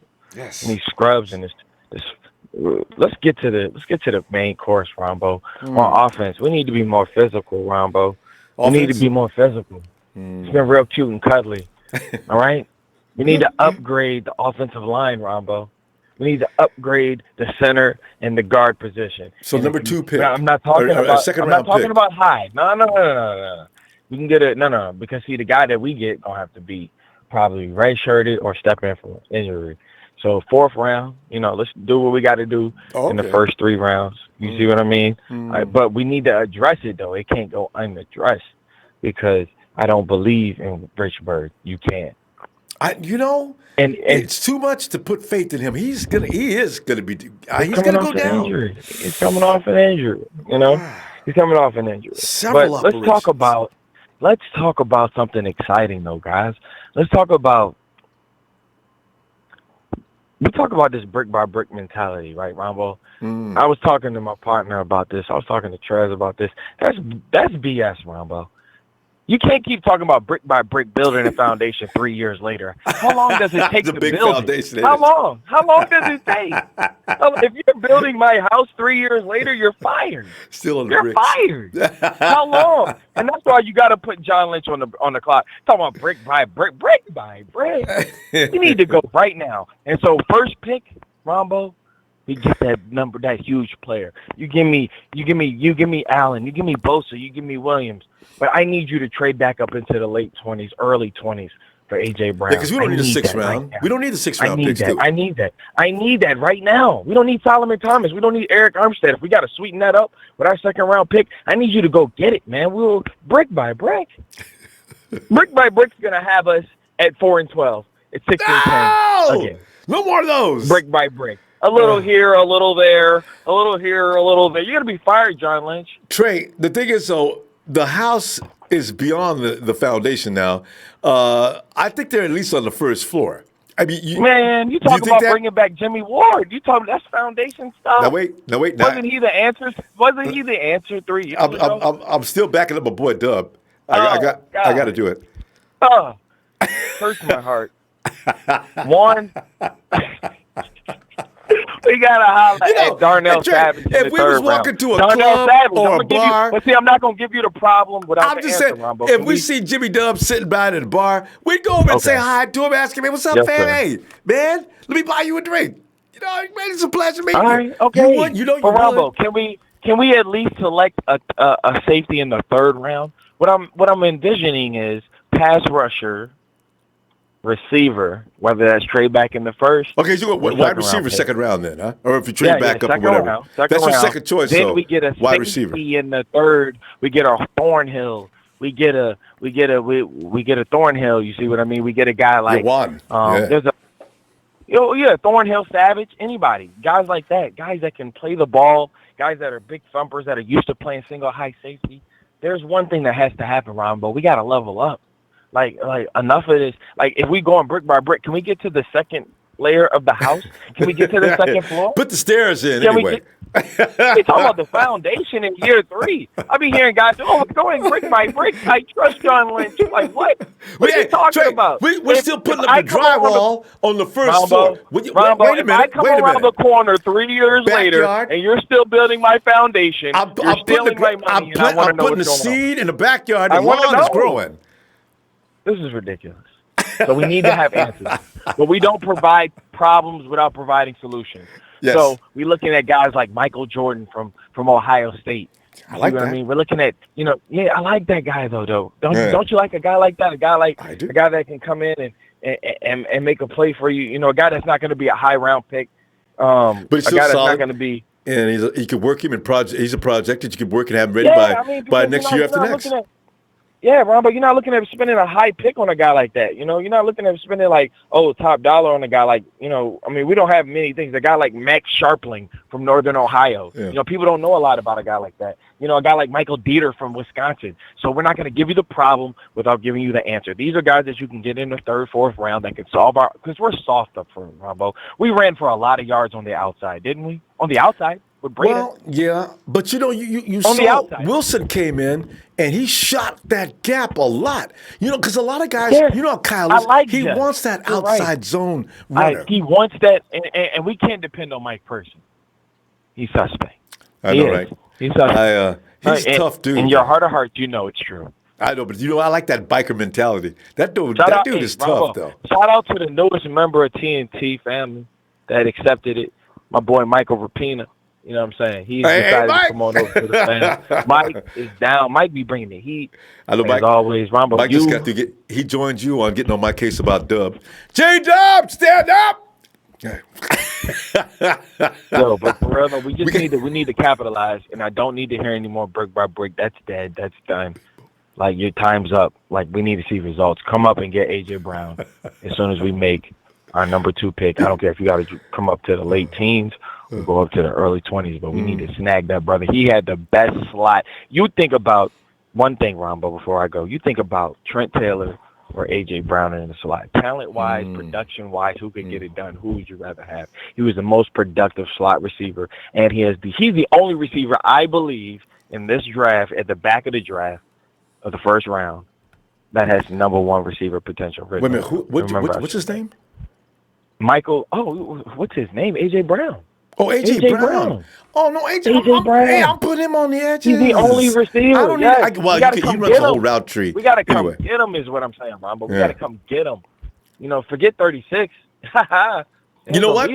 They just might do. They did it last year. They didn't hesitate to go get Dante. So you know what? You may have some trade. Shout out to the Heart Foundation. Shout out to the Hit Squad. Shout out to, I think I heard DX from him last night, something like that. Did that happen last night? And maybe, but even though we can't recognize DX until the other guy calls in. I know, right now, it's just one guy. You got to give it up for the J-Dub bunch too, okay? Just Yeah.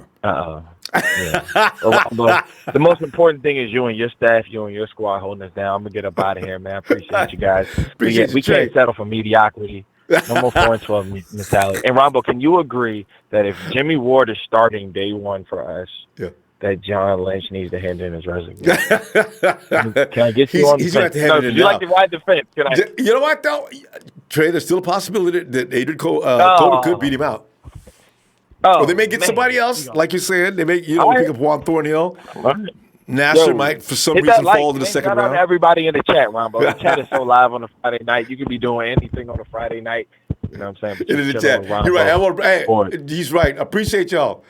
Hey. All right, Trey. And I always appreciate you, man. I look for Sunday, man. I hope to see you or hear from you. Man. Yeah, man. Yes, all right. Shout out to everybody. Boy, I tell you what, Trey. I gotta get J-Dub and everything. J-Dub, I got a fan club, man. I had everybody raise a hand up on behalf of you, and I got several ones. There's a couple of people who don't appreciate you, but that's okay. We'll talk them into it. Hey, Kitty! Kitty says, I want to introduce the newest member of the Hit Squad. Jesus is my king, 77777. Let's go, Niners! Kitty, thanks for that contribution, too. Hey, I want y'all to tell me, the J-Dub bunch, what's up? I'm gonna order that jersey right now, too. We'll get me a number 20. We gotta have a 20. Boy, y'all think I'm playing, don't you? Jimmy! Michael Peters, Ronbo, would you cut it out? Niner Vega! You say, Wednesday was my birthday. Can I get a happy birthday? Happy. Gotta go. You let it sing it up. You gotta come to the diaphragm. Happy Niner birthday to Niner Vega. Happy birthday to the Vega man. Happy Niners!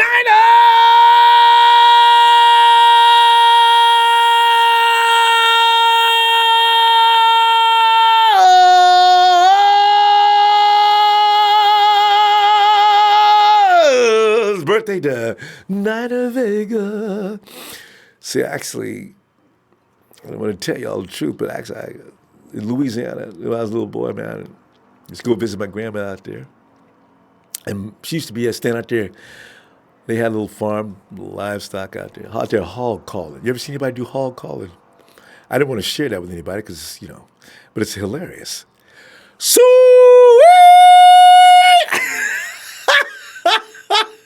She used to look at me like I was crazy. What's wrong with you? Here come them pigs. Oh. Them hogs gonna run away from your ass. Big Mo! Come on in here, man! Ron Beasy, what's happening, Playola? Oh, man, Mo. Mo, I'll tell you, I'm reading down through there and, checking out the news, man, and the dude said, look for Jimmy G to have a big year compared to Patrick Mahomes' 2018 season. It's just, what?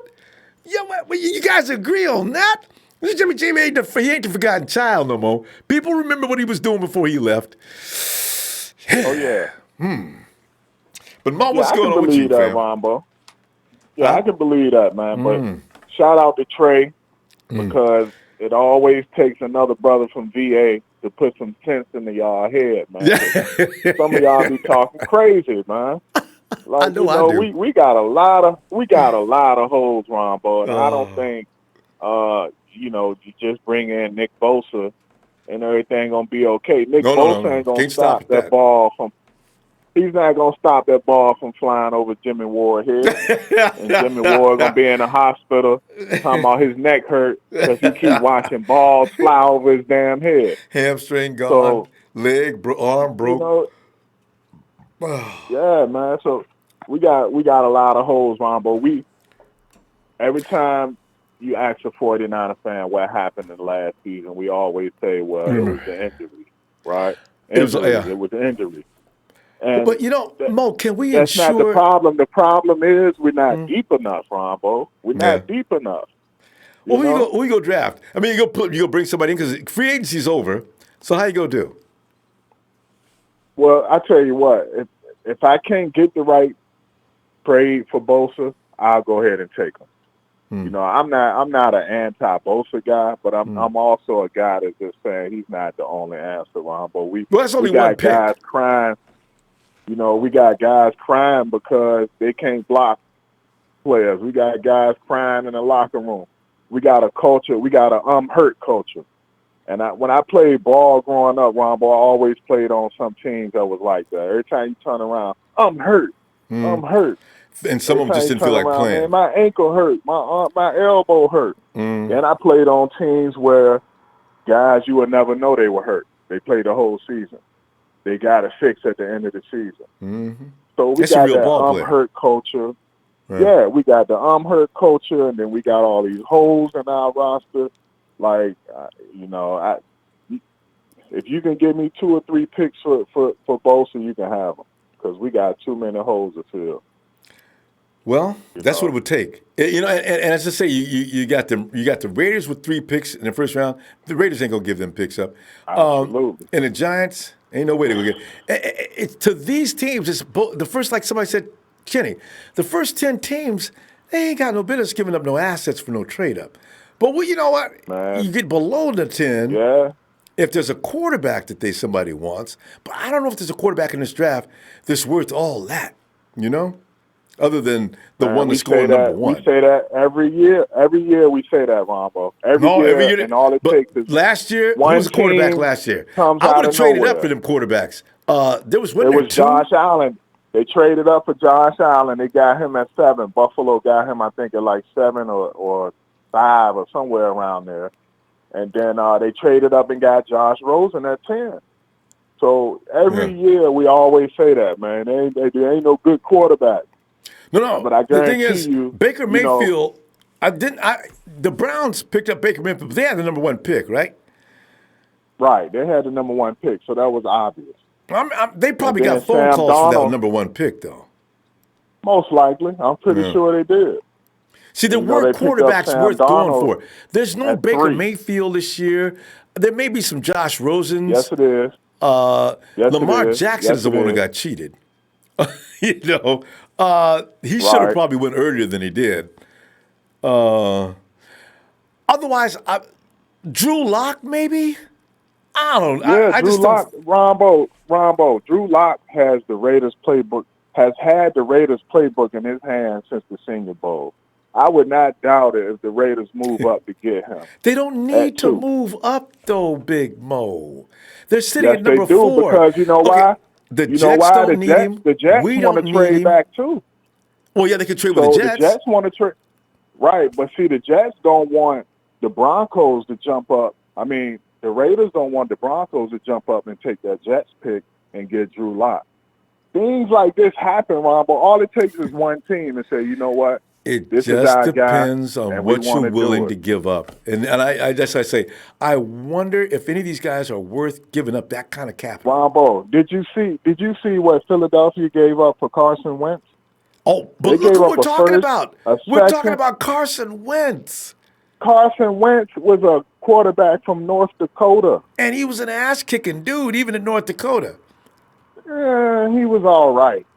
But he wasn't this big golden boy. He was better. He wasn't the golden boy, Ron. He was better than number 1 pick, though. And you know what's really funny about that, Big Mo? Can you say he's so much better than Haskins? Oh, yeah. Carson Wentz has mobility. Nah. He's got aggression. Coming out of college. Stats-wise, I think Carson Wentz was way ahead of Haskins, as I remember.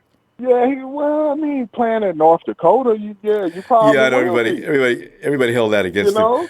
The fact of the matter is, he played at South Dakota somewhere. Yeah, I know. Well, it's a conference. I don't know where the hell he played at. But and then you had, of course, the golden boy, who's not worth all that. Well, maybe he is. I need to stop pitching on Jared Goff. But the thing is, there was that combination, and then the year before that, you had Jameis and you had Mariota. This year, who's the duo? There's 2 every year that everybody wants.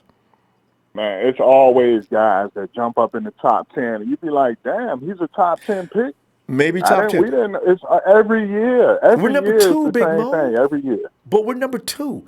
If you're going up to number 2 to get one of those guys, you got to give up a lot. Ronbo, we the same team that traded away Trubisky for Solomon Thomas? They went one place. Sitting up here.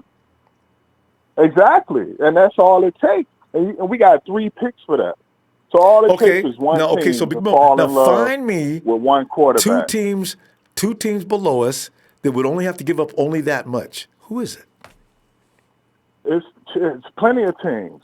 No, you only got Jets.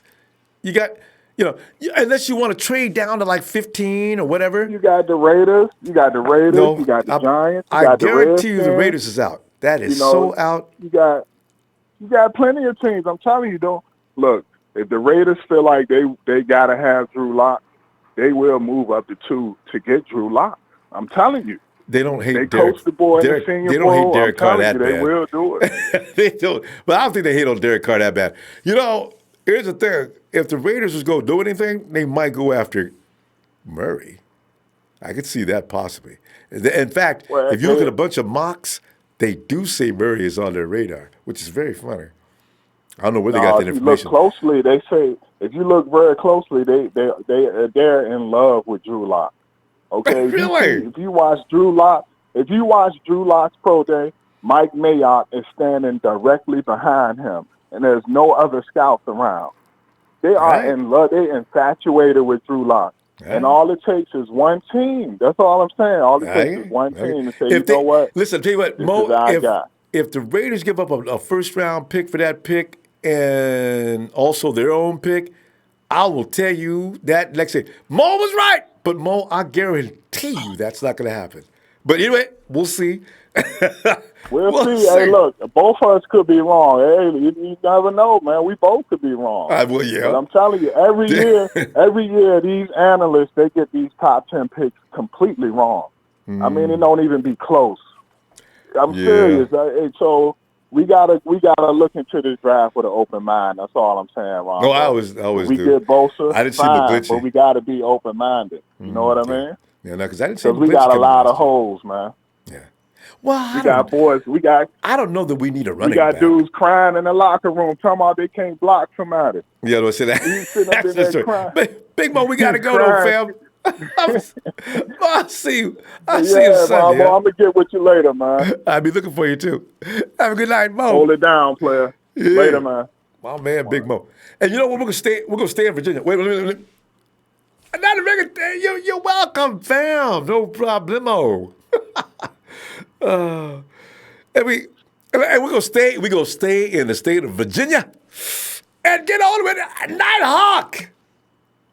What's up? Nighthawk, you can feel proud tonight. They're saying good things about our quarterback. They're saying our Jimmy G could be the quarterback to put the spotlight on. Remember yesterday when I said Nighthawk? On that TBA on our schedule, on the 16th week, will in 8, week 9, or 10, will they say, 49ers, it will be you versus the Rams, 5:15 p.m. West Coast, 8:15 p.m. East Coast. You guys are the marquee matchup of the day. That could be us. That could be us. I like to think about our team as being relevant again, Nighthawk. People have respect for us. Say good things about us on the networks instead of just paying no attention. Yep.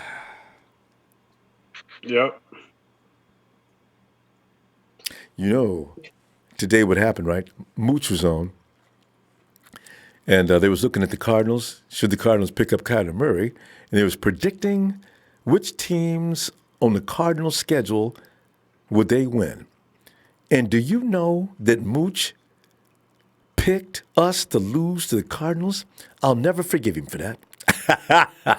That's okay. They said, because the Cardinals swept the 49ers last year. Shut up, Mooch. They swept. They didn't sweep us. They swept the second string. Why, he was a 49ers. He was helping with now he's going for the Cardinals. No, he just disrespected us because he says we lost to the Cardinals and we got swept by the Cardinals last year. And now he thinks they can beat us this year again? Oh, man. Well, that's a. It's embarrassing. And, you know, we had no business getting swept on Nighthawk. It's our own fault. If we didn't get swept by a team like the Cardinals, they had 3 wins last year, Nighthawk, and we was one of them.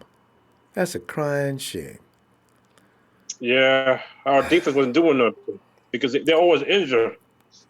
Well, you know, it wasn't even the defense. It was the offense. I mean, Nick Mullins almost beat him, but there was CJ out there. CJ's out there trying to figure out where to throw the ball. And they stripping him down and running the ball into the end zone. CJ was not doing nothing. Whew. He's going to be on your team, though, Nighthawk. CJ is going to be a 49er this year. He may be on the practice squad, but he is going to be on this team. Yeah, but the other guy was a better backup than him. Yeah, I know, right? Nick is going to be the backup this year, I'm pretty sure. I like that. I hope I don't see him all year, but just knowing Nick is there, and if Jimmy doesn't last the whole game or whatever, maybe if he does get hurt, maybe it's just something you can get over within a couple of days, you know? And Nick comes in, finishes, and we still win the game. See, that's the thing, Nighthawk. Yeah, like I said, who care about the Rams? Who care about the Cardinals? Yeah, nobody. Well, we do because we got to play them in our conference. So, hey, Nighthawk, we went over this yesterday though. But you said 9-7 or 10-6? I said I'm gonna go with 10-6. Yeah.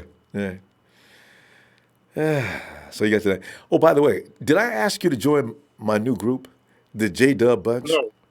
Yeah, no. The Jimmie Ward with a support team? Yeah, but I can't go with him. For 5 years, he didn't do nothing. I was just told, Nighthawk said no yesterday. Leave him alone. I can't get nobody to love Jimmie Ward. I don't know why. Yeah, because after 5, He built the season for 5 with the team for 5. He didn't do nothing. I can't argue. Jimmy's got to come out and he's got to assert himself and he's got to establish himself as a force. But I got to see him do something this year. So if he do something, then I'll say something. All right. And that will be a part of the J-Dub bunch. All right. Right now, I can't jump at him right now. He got to show me something. Yeah, I know. I will. And all right, I tell you what, since we're going down a line of players now, Kello Witherspoon was looking good. Hey, Nighthawk, you saw Kello the last couple of games, right? What, at least you've seen the highlights. You may not have seen the game because it wasn't nationally televised. But what is Kello going to be okay this year in case? Because I've just heard a few minutes ago that Jason Verrett might not be ready for the season opener. So that means that Kello's probably going to win between him and Tavares. Yeah. You think? I can see him do good. I mean, he's going to do good. Yeah. Because I thought he looked pretty good toward the end of the season. So. Yeah, but he did good. Yeah, he did good at the end of the season. He did good. Turning his head, running stride for sealing the man up against the boundary as they're going down the field, being physical. Man, I think if he just wouldn't have got hurt, I wanted to see him play every last game towards the end of the season so we could feel good about it. But you know what, Jay? I tell you what, man. You know what? I think I like the guy. Every time he hits, he got tackled, he do a kick. He's a bad dude. We lost him, though. Cassius Marsh. Yeah. Cassius going back to Seattle, Nighthawk. Oh, he's going back to Seattle. Yeah. I like him, too, though. I really did. Because Cassius he's got a lot of dog in him. Whether he's getting it done or not, Cassius Marsh is just vicious. I like that kind of player. So what make him go to Seattle? Well, the 49ers dismissed him. Oh. Yeah. So they want to see. So they go see. They want to go back to the team so they can come back and get us. I know, right? I think that was the only job available for him. Hey, but now let me tell you what. I'm gonna see you Sunday, fam. Are you ready? Yeah. Can you give me a shout out? And you know I will.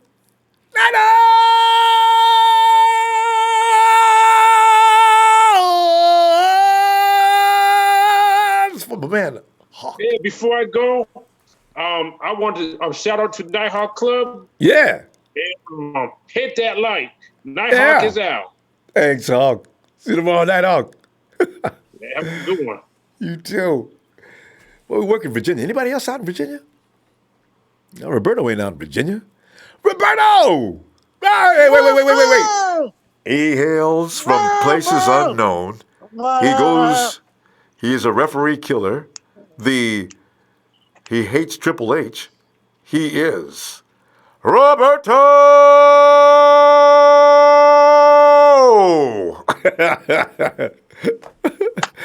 Oh, is Roberto? Is he from Texas? Roberto, how you feeling today, man? Jimmy G's getting praises. People talking about Jimmy G. Roberto, think about talking about him like he's a star. Yeah, the Jimmy G. The Jimmy G gang.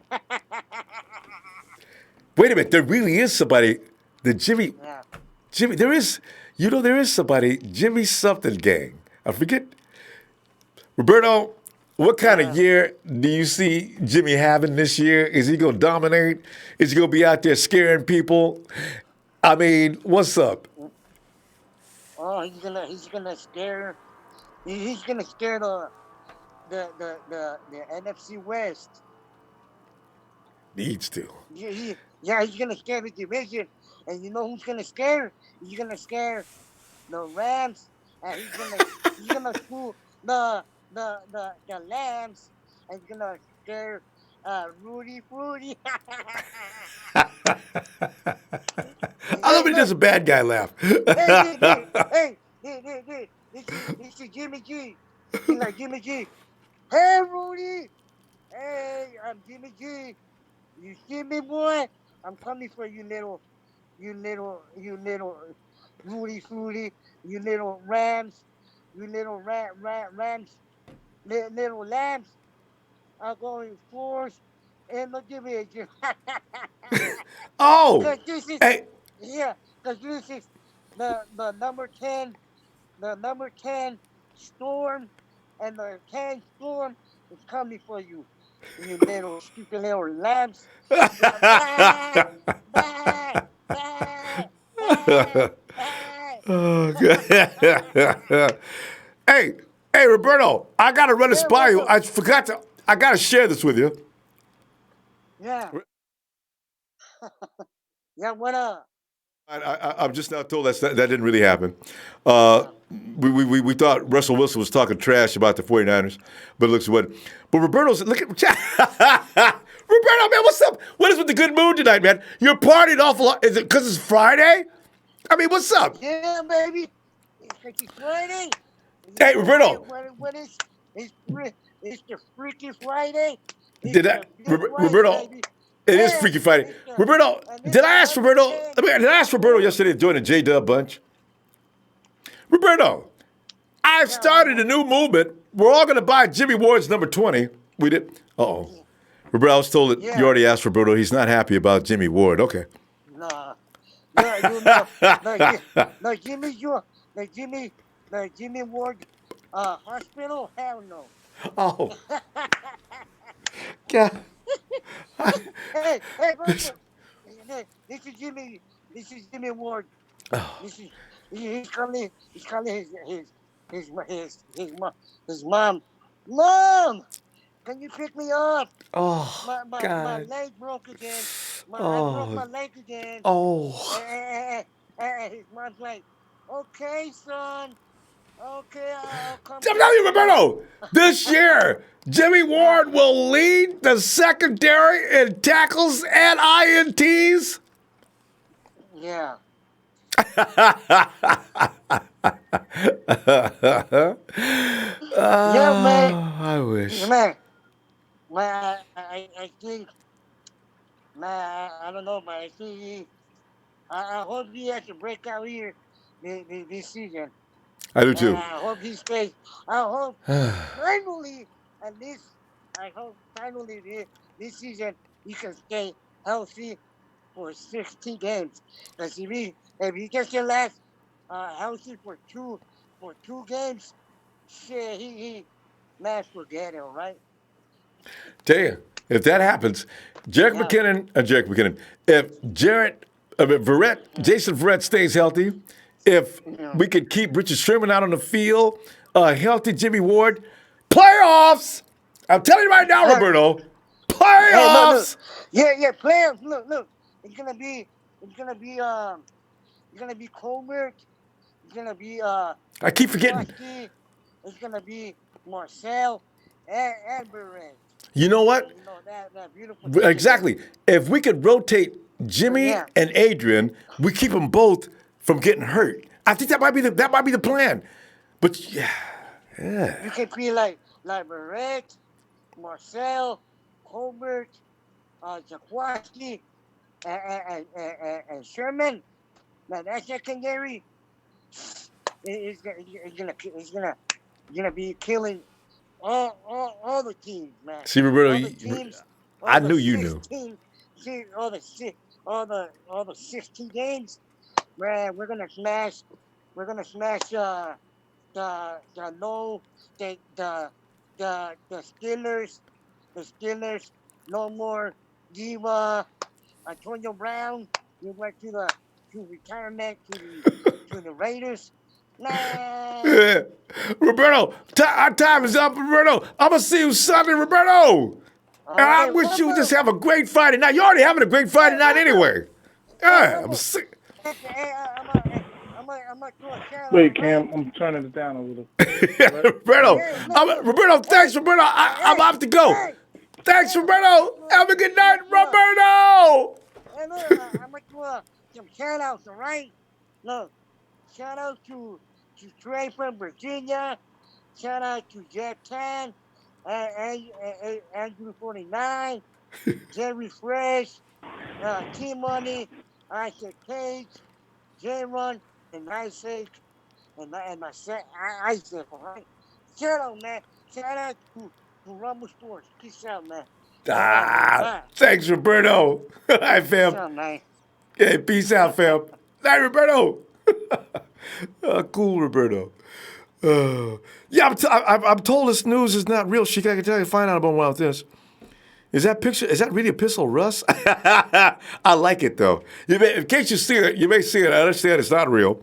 Signing with the Hawks was easy. 4 of our games are against the Cardinals and the Niners. We're pretty much halfway to making the playoffs after playing them anyway.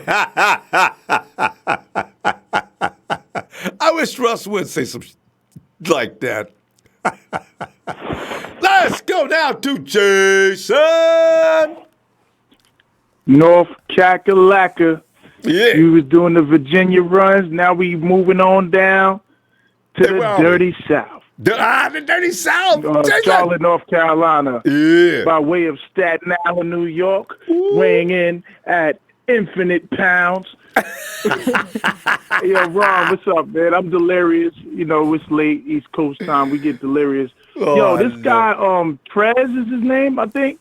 Trey or Trez? Was on earlier tonight, you mean? Yeah, yo, that was he's entertaining, man. But he makes so much sense with everything he's saying with the building brick by brick. He had me dying. I know, right? Trey's always on target. He's deep thinker when it comes to these kind of things. Yeah. But yo, I think we need to pay a little attention to offense, like in the draft.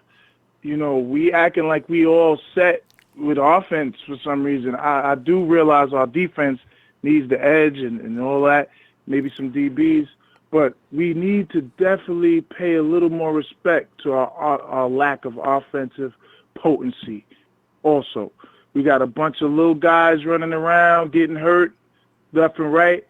You know, is Kendrick Bourne in year 3 going to finally step up and, you know, make the leap?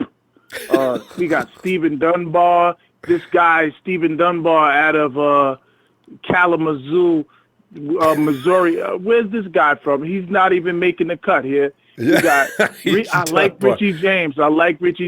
Yeah. Rick James. Tough. He's something special. Max McCaffrey. We could send him packing. Seriously. He's never seen. He might have talent, but if so, I've never seen him on the field. But you know Max got some trouble last year. Very strange. Max got suspended.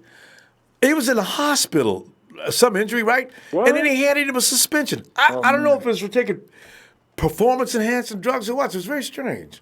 So he's off suspension now. I would like to have seen him live up to the, what's this word you use, Ronbo?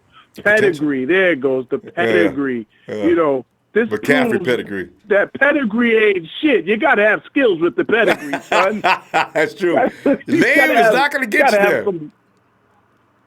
You know, so I just want to see us get some weapons. I was kind of against trading around, but I did like a fantasy thing in my mind where we traded with the Giants.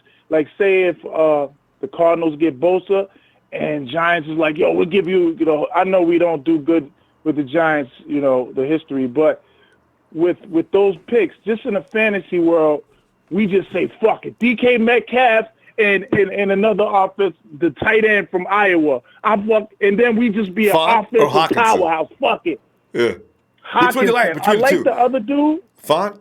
I like Hawkinson better because to me, he's like George Kittle. Yeah. He's like Font Kittle. Is just a he big just wide doesn't receiver. go out of bounds. Yeah. And he's like, put him with Kittle and we'll look like, remember that year when Cam Newton was a rookie and they had Jeremy Shockey and, you know, the guy they got now, I believe it was. And they was running like a 2 tight end set. And then we was running it too with, you know, Delaney Walker and Vernon Davis. Vernon, yeah. You know, we would be unstoppable with Hawkinson, CJ Hawkinson. And those are kind of Kyle's kind of dudes because they also don't mind knocking people out, come running up on the quarterback or making holes for the running back. So, yeah, that's what you want because Font is just a big wide receiver. He ain't going to block. We got good problems. I don't think we need to panic, though, with our safeties. What I've been observing really is like you take Jalen Ramsey, obviously everybody, you know, him and his partner there on the other side. They're really great. Yeah. But they have that great front seven. You know, they're creating pass rush. And I think last year we didn't really do a good job creating a presence there on the pass rush. So now that exposed Adrian and Tart back there. Yeah. And the cornerbacks, like we were running through cornerbacks left and right. Like, all right, who's next up? Let's bring up someone from the practice squad. Like, what the hell? We need a pass rush, man. We cannot escape that. So, well, now we got one now. Out of my fantasy, we got a pass rush into now. Reality. Yeah.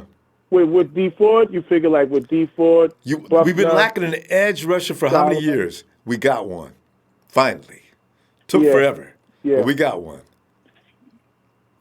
Yeah, man, that's a great thing. And Ward, everybody's talking about Jimmie Ward. I honestly feel he's a great player. He just needs to bulk up. He's not a corner. He's not going to be a cornerback. See? He's not that great a cornerback. I agree. So, put him at the safety. These guys with like the Honey Badger guy. You remember on the Colts they had, I think it was Bob Sanders, back in the Colts era with Tony Dungy. When they was doing good? Number 21 Sanders. Yeah, these guys, he was a little hurt up too. And Troy Polamalu. Yeah, you got to put some weight on, you know what I'm saying? Yeah. You can't be 193 pounds and Jimmy goes on run support. Maybe 190. Maybe. Maybe 193. Yeah. He's so strong, it does come down to measurables. I believe that's why they don't really go for quarterbacks to be too small traditionally. But now with the new flag football rules in effect and the Tom Brady rules, they're so protected. Where you can't touch them. What if we went and got Kyle Murray? Wouldn't that be crazy? I mean, we got Jimmy G's already there. Though. You're paying Jimmy way too much money. You can't go get a Kyler Murray. But you might think about in the third round or something, or sixth round, if there's somebody there that you like, you might bring him in. Although it'd be a wasted pick. We need a kicker, Jason. I'm more worried about Robbie in that situation, actually. So I say we just cut our ties with him, let him. That's too much to worry about for a player. Like, come on, we didn't we franchise him? Like, had to. So we could franchise him again. You know how much money you'd have to pay him if you franchise tagged him a second year in a row? Robbie be getting about $10 million. That's $7.5. He get at least $8 million minimum. That don't make no sense. All right, I got a proposition for you, Ronbo. Okay, real quick. Proposition.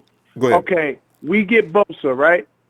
So what do we do with Solomon and Street and Ronald Blair, Julian Taylor? Like, are we just gonna plug Bosa right in? No, you got a rotation going there. Remember, a lot of those guys you just mentioned play on the inside anyway. Bosa can stay strictly on the outside. His job and no other job is you get the quarterback, Nick. That's you get the quarterback, we'll pay you anything you want later on. That's your job. I got Dee Ford coming off that side, you coming off this one. Between the two of you, quarterbacks should suffer tremendous stress from first quarter to fourth. That's all you do. Interesting. I can't wait. I can't wait for Thursday, man. Thanks for having me, Ronbo. Keep doing what you do, bro, all right? Thanks, fam. Looking forward to seeing you. Hearing from you Sunday. All right. All right, man. Peace. Peace. And there's Justin Rosales again. Justin, come on. Jimmie Ward is garbage. I'm gonna win that bet too. Even at the contribution. I'm getting me to 2-0. I'm wearing it too. I'm wearing with pride. Stand up and wearing my 2-0. Jimmy. Every time I make a play, J-Dub!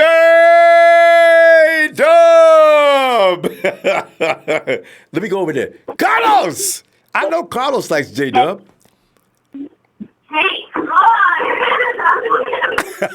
Who's that? Carlos! They were having a party, saying bad things about J-Dub. I can hear it. Carlos! Carlos! Carlos. Somebody said, is he saying Carlos? Yes, he's saying Carlos. Carlos!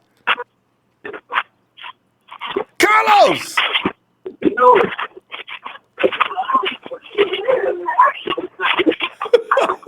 Carlos got demons in his phone. Carlos, we'll be back. All right. Let's go back, Carlos. He get it. Because what he'll do is he'll hear us when he finally notices his phone. He's getting a fleet feedback. All right, so we go into the Iron Sheik.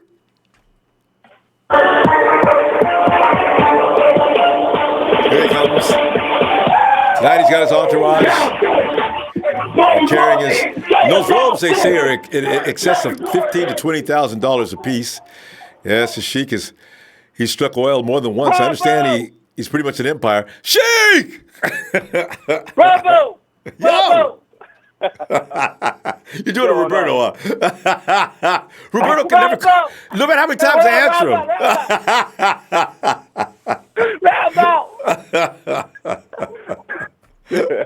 Shout out to Roberto, man. Roberto! What's going on, man? What's happening? Well, Sheik, Jimmy G, man, he's in the news as being, look out for Jimmy G, man. I mean, there's coaches around the league that are already in fear. I love it. We got a guy that's coming back with a vengeance this year, too, you know. They took me out last year, but I tell you what, I'll be running out of bounds this year, and I will be hitting my receivers in stride. Oh, I can't wait. Oh, by the way, Sheik, I got several ones yesterday. I just wanted you to know. Through your campaign. I started that. I was You're shocked. welcome. I had no idea. I thought I was all alone in this world. The Ward Club.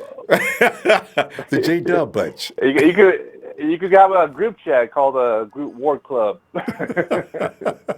We do. We have our parties from the hospital. That's not funny. I'm not making jokes about Jimmy. Jimmy. He's gonna be okay this year, Sheik. Jimmy G. Yeah, now that Jimmy, we can talk about all day. Hey, Sheik. Yes. How many yards? How many yards? Is Jimmy going to pass for 4,000 plus yards this year? I think. Well, the thing is about we have 3 running backs right now. We have. Well, that's going to add. It's almost cheating.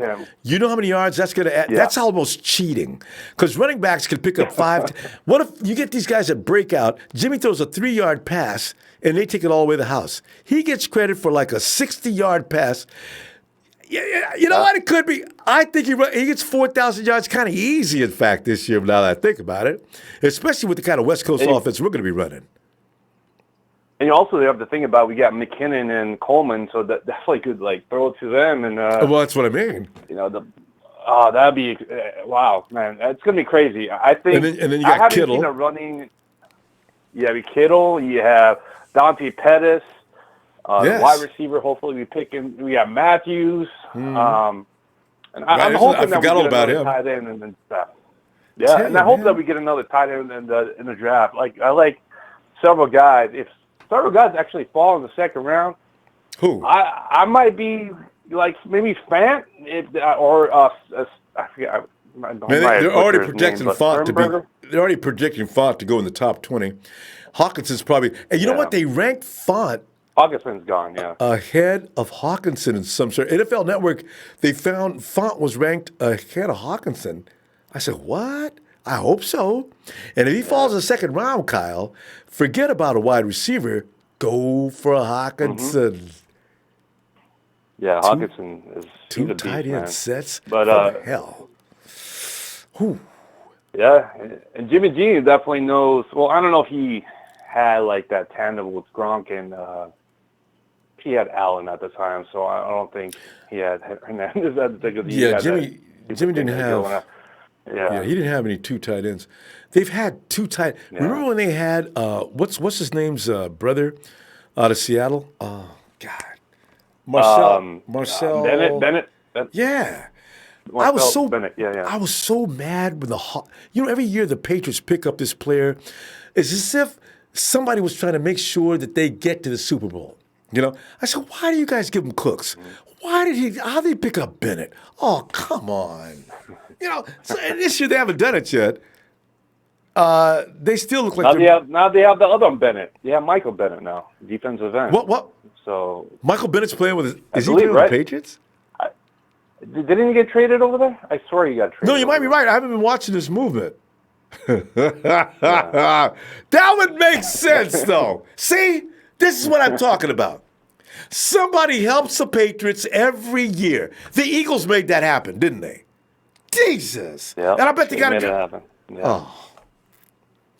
See. But it's okay, Ronbo, because I'm actually excited because, people might think we need more picks, but, we have 6, but we have the top picks in several rounds. Yeah. And we could get those guys that we could pick and, give our defensive end in the first round, maybe the second round, get that wide receiver. Or if somebody falls in the second round as a tight end, you could definitely have multiple tight ends. There's a lot of guys in tight ends you could go get. Because I'm done. Actually, I'm off that Selleck train. I think Selleck's time is up. Maybe. He's how old is Selleck now? 28? 28. But he's not consistent, man. He just drops balls like crazy. Yeah, he was hurt. He had a hand injury last year. Okay, how about a deal trading back into the first round and get this receiver? You know what I mean? Why would we only got 6 picks. Didn't you suggest yesterday we use a pick from next year to get back into the first round or something like that? Wasn't that you? I think no, it wasn't me. I think what? I was talking about the second round. Yeah.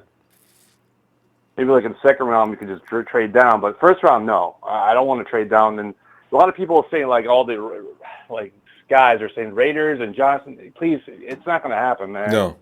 And we met somebody on Twitter and corrected him on that. That's not going to happen.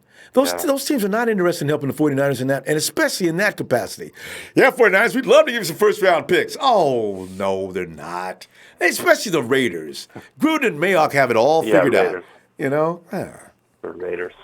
The Raiders, man. They definitely belong in the black hole, all the Raider boys and all that. Yeah. And they fired everybody today. Yeah.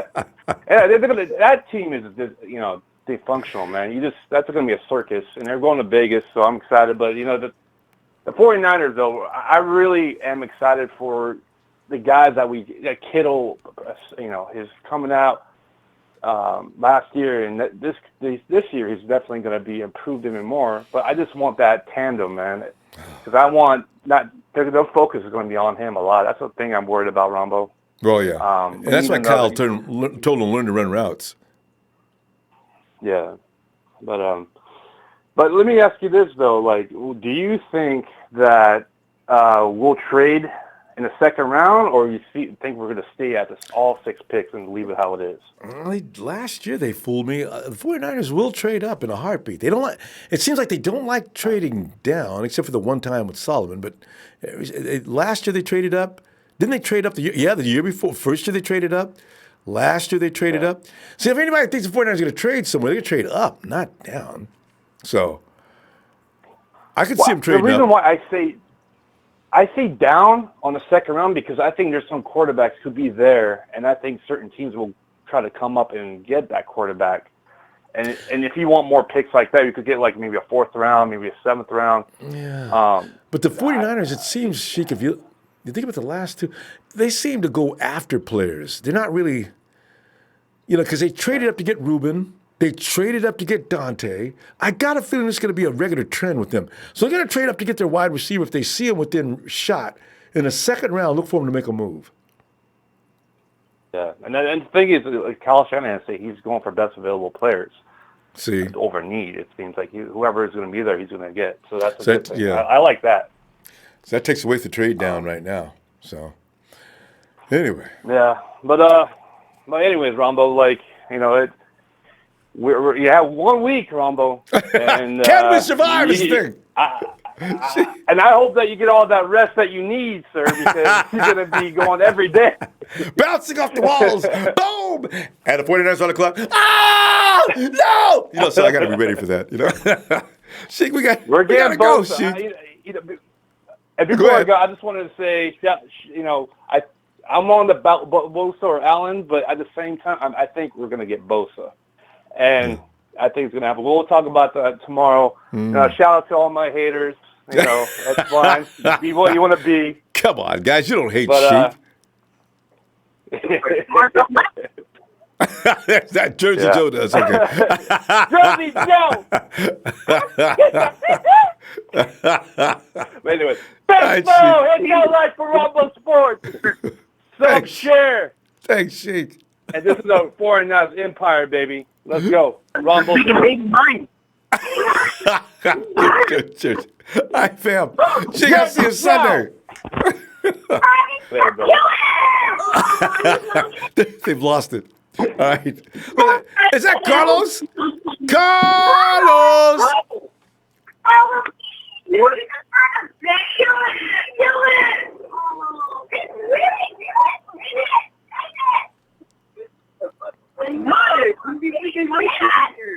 Turn that up. What are they talking? What's going on there?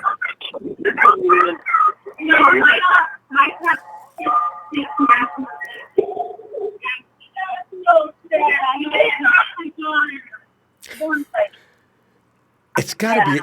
Are they watching TV? Carlos probably. Carlos fell asleep watching TV, and we're getting some kind of bizarre program. Carlos! Hello? Hey, who's on? It's Nate. Because Carlos, yeah, can we? Yeah. Nate! Come on in, Nate. Hey, what's up, buddy? How is everything going? It's been a while. We haven't talked on the phone. Yeah, well, Nate, I'm telling you, man, since last time we talked, as I was mentioning earlier tonight, Jimmy Garoppolo, the forgotten man, is all of a sudden people are like getting back on it. Man, I mean, Bleacher Report brought out a report saying the dude asked several people, so who are you expecting what from? And yeah, look out for that Jimmy G, man, I tell you. What? Jimmy G? You guys are worried about you? We're looking for him to have a year something like Patrick Mahomes did last year. What? What is this?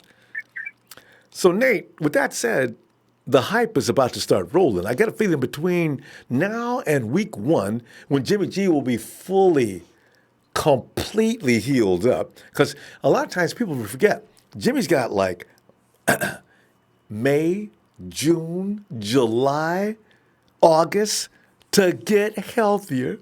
And anybody on the team, everybody's been told on the team, you touch Jimmy G anywhere near the lower part of his body, we will kill you right on the field. Be careful. So we got good things coming up, Nate. What are you thinking, man? Well, let me tell you something. I think that I like Josh Allen over Nick Bosa on that one, but it's hard because my heart's conflicted on both guys. I think that we're looking for a more natural DE, more natural 4-3 guy, so I think it would be Nick Bosa, but the upside of that guy is not too much. He's not athletic as I want. He doesn't look like a Von Miller to me. Josh Allen looks more like Von Miller. No. Nick is all about get out of my way, or I will hurt you. That's Nick. You know, offensive lineman again, stand out there. Nick's getting past him with a series of moves, and the quarterback, God help him. So, you know, that's Nick's style. And then you're right, Josh Allen is more of a guy that's going to, Josh is going to try to out-quick people. That's the only thing with him. So he's going to have to learn some series of moves. But yeah. Who do you think is more ready to take on that edge then? Do you think it would be Allen or do you think it was Bosa? I mean, no, I picked Bosa a long time ago. I've watched them both play. Allen's got upside that could surpass Bosa at some point. But right now, this year, if I'm going to put somebody on the other side, plug and play, yeah, it's Nick. It's Nick. No doubt about it. You think so? I mean, you had a guy that came in like maybe 2-3 hours ago. He sounded insane. He said, we don't need to draft an edge rusher. I don't want to. I know. No, that was Jock. Yeah, Jock's going for Williams. That is not Williams is going to be an outstanding football player. I hope he doesn't end up in the NFC West, actually. You know what, there's no NFC West teams picking the top 5. We're safe, right? Just us. Oh, what am I talking about? Well, the Rams, but they're taking, they know who they want. I think we're safe. Quinn is going in the top 5. So tell me the news. Anything? We did pick up Dee Ford. We picked that guy up. And then what's like the fact that you brung up a really good stat about him. He's looking at films, or I don't know who brung it up, but how he forced 7 fumbles last year. Dee, whatever that was. Dee forced 7 fumbles last year. Dee tackles the ball as much as he got that from Von Miller from watching the Von Miller clips. He tackles the ball as much as he does the quarterback. So you got two good things going there. If the quarterback is sitting there trying to protect himself, Ford is like trying to take all his clothes off, and then he throws them into the dirt. You know, that's a vicious dude. I like that. Yes, give up the ball, boy. I'll break your arm. You know, I want that. I like that. Not to be negative on Nick Bosa, but like I don't think that his speed will always be whatever that is, 4.82. That's really slow in my opinion. You know, getting around corners. I hope he doesn't become like just like a Justin Smith where he just tries to bull rush his way in, and I don't want that. I want athleticism. Let me get you straight on this. Nick's one of the quickest guys. It's short area quickness that Bosa possesses. He's not going to outrun anybody for 40 yards. Well, he's not that slow, but he's not going to outrun anybody for 40 yards. But short area quickness and the cone drills and things like that, Nick Bosa is not slow. So that's the guy you want then. That's the guy you would go with. Yeah. I mean, for me, I would I don't know. I'm still having, Josh Allen would be the guy for me because of versatility. He's fast. He is. They're both quick. They're both quick. But if you're worried about Nick's speed, yeah, I've heard that before, but I'm watching clips. I'm saying, does it look like Nick Bosa's speed is a problem? I don't think so. And also, I like his strength. He uses power moves a lot, and he uses them well. Now, that's actually going to be more of an asset to you than actually trying to beat an offensive lineman. In the NFL, you can get away with that in college. But in the NFL, those are the best offensive linemen in football. From college ranks, if you're no good, you're not going to make it in the NFL, right? So if you're going to think you're going to out-sprint a guy coming around that corner, they're going to catch you. You need to have at least – he's got good bend, though. Let me make this straight. Josh Allen's a good football player, no doubt about it. He is going to do well in the NFL. But if I had to make a choice between him and Nick, I like Nick better. This is just my feeling on that one. Yeah, I understand. But who do you think is going to be the secret defensive tackle that nobody knows about? Yeah, and he's going to just kill it. And then we're all going to say, why don't we pick him? The secret. You know what? Who do you think is going to do that to us? Who do you think is going to make us feel like we did the wrong thing in the draft? Who do you think? It could be Jalen Ferguson. Ferguson he didn't get to go to the combine because of some police problem. Ferguson, everybody talks about Allen getting 17 sacks. Well, so did Ferguson. Montez Sweat did too. There's a lot of guys that got that. Ferguson's actually Ferguson, right? So you got Ferguson and then Sweat. But Sweat, yeah. But Sweat, what worries you? Can you pinpoint anything that worries you about Montez Sweat? Anything that you would think that would be kind of troublesome? No. Sweat's not okay. From the fall off, and I call it a fall off, but it's just barely. The drop off from Bosa and the rest of the pack is not that big. That's just if I'm going to get the best of all of them, I'm picking Bosa for that reason. But between Sweat, Allen, and Burns, this drop off is not big at all, actually. And maybe we'll find out later that there is no drop off.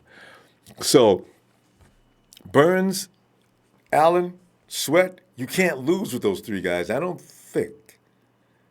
They may take a little longer to get to their peak faster, and one will get there sooner than the other, but there's no real fall off between those three.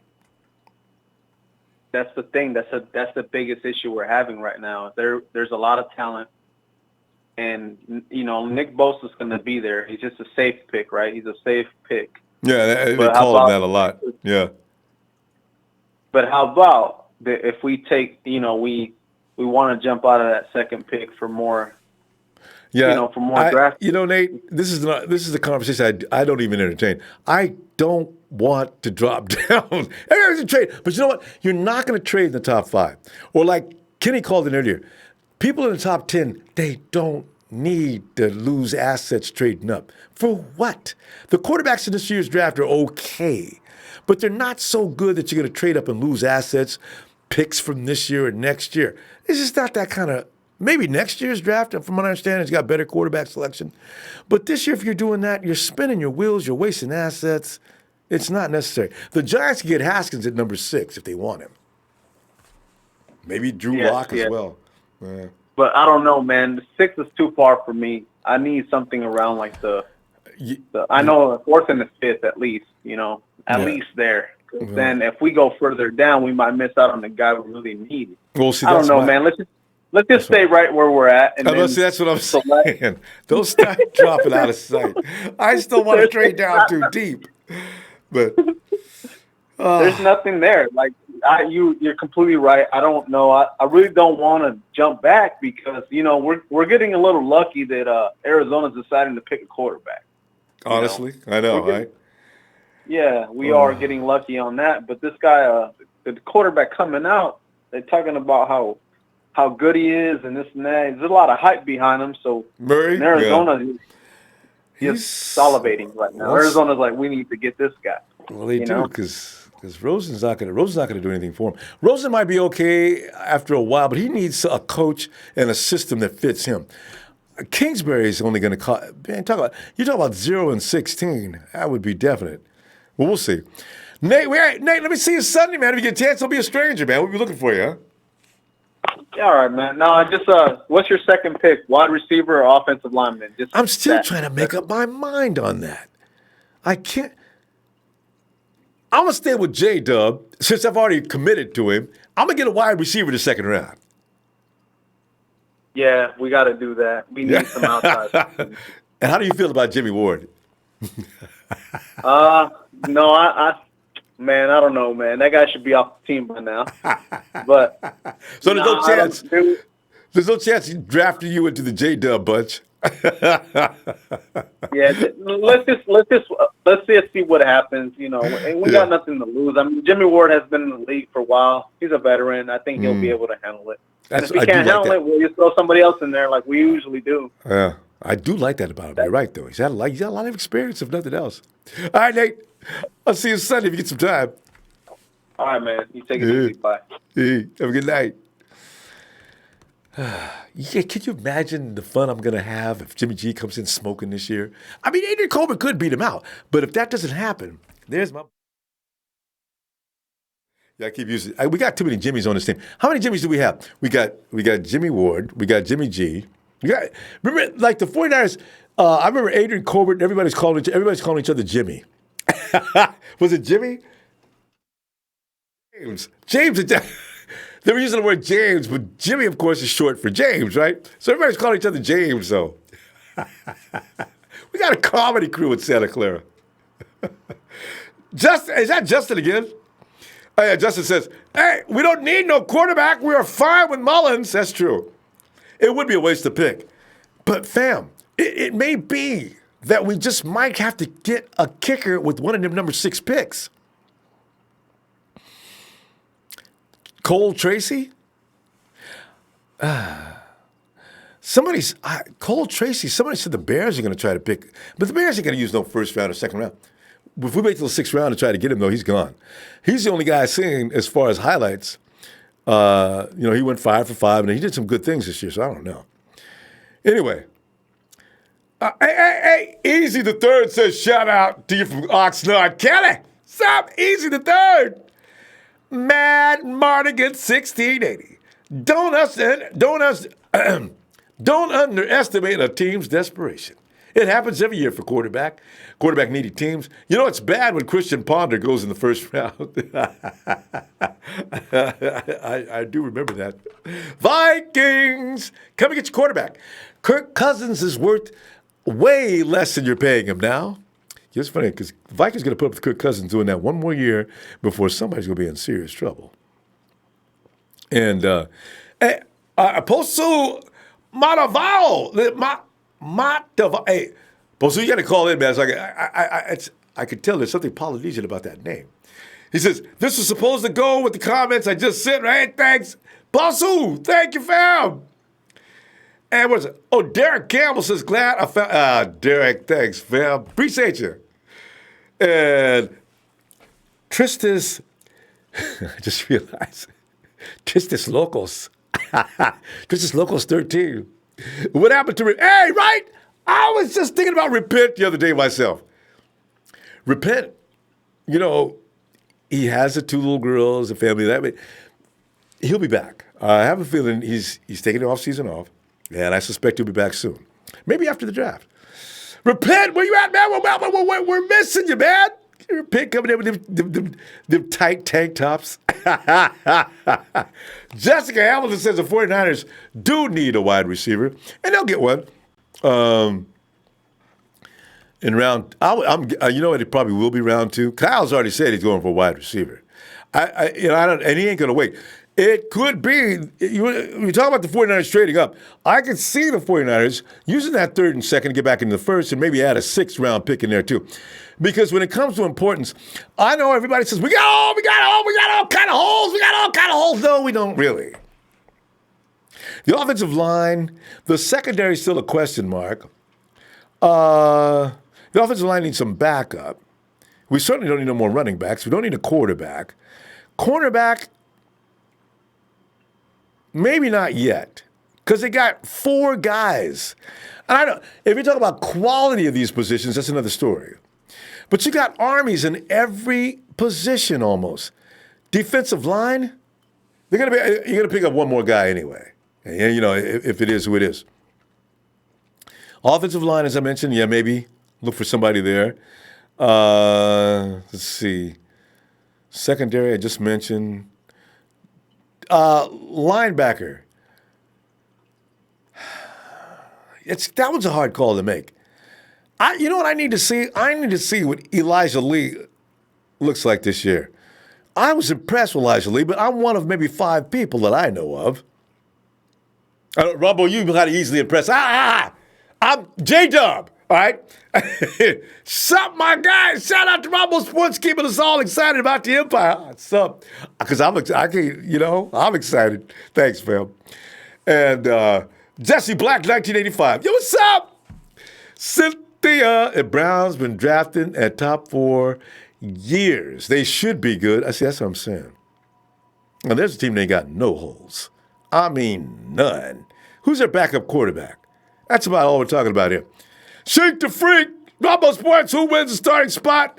Verrett or Spoon?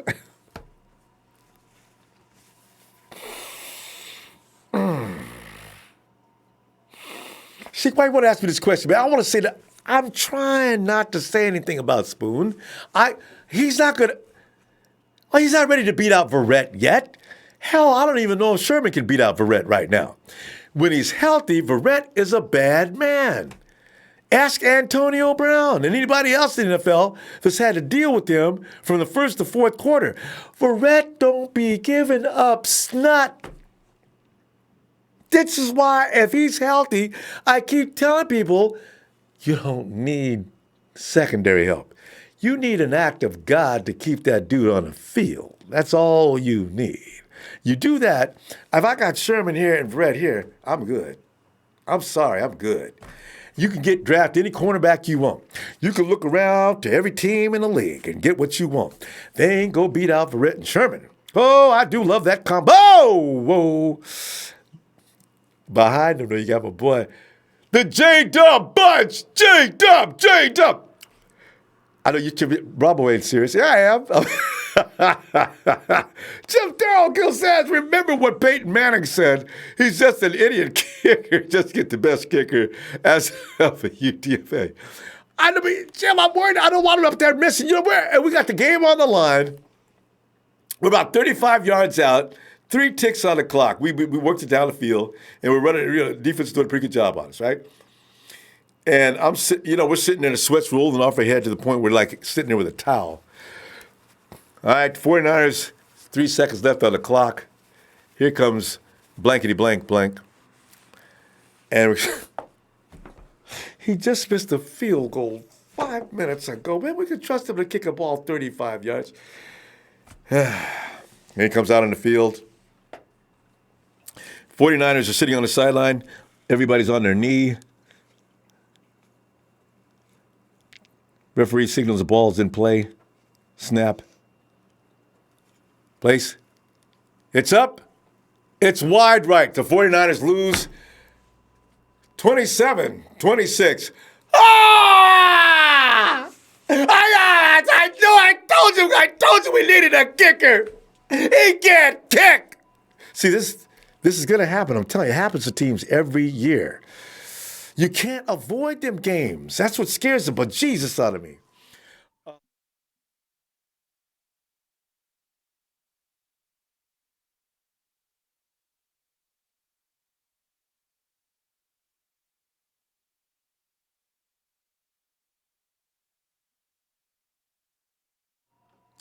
I need a kicker, man. I got to have a kicker. You know what? People are saying, hey, don't worry about the kicker. We're not going to need a kicker. We're going to be scoring points up and five. What are we going to do? Every time we get the ball, we got to run for 2 points. Oh, I need a kicker. Robbie! Come on, Robbie. God, would you stop stressing people out? Okay. Let's not get overworked up about this. Robbie might be okay. He's got to play. I mean, we got him this year. I'm looking down the road. You can't keep kicking this can down the road, though. They have got to get somebody who wants to be a 49er, and he can kick. You know, I can trust him. When he walks up to the line, he gets a field goal. Come on, man. You know, I need the extra point. Come, please.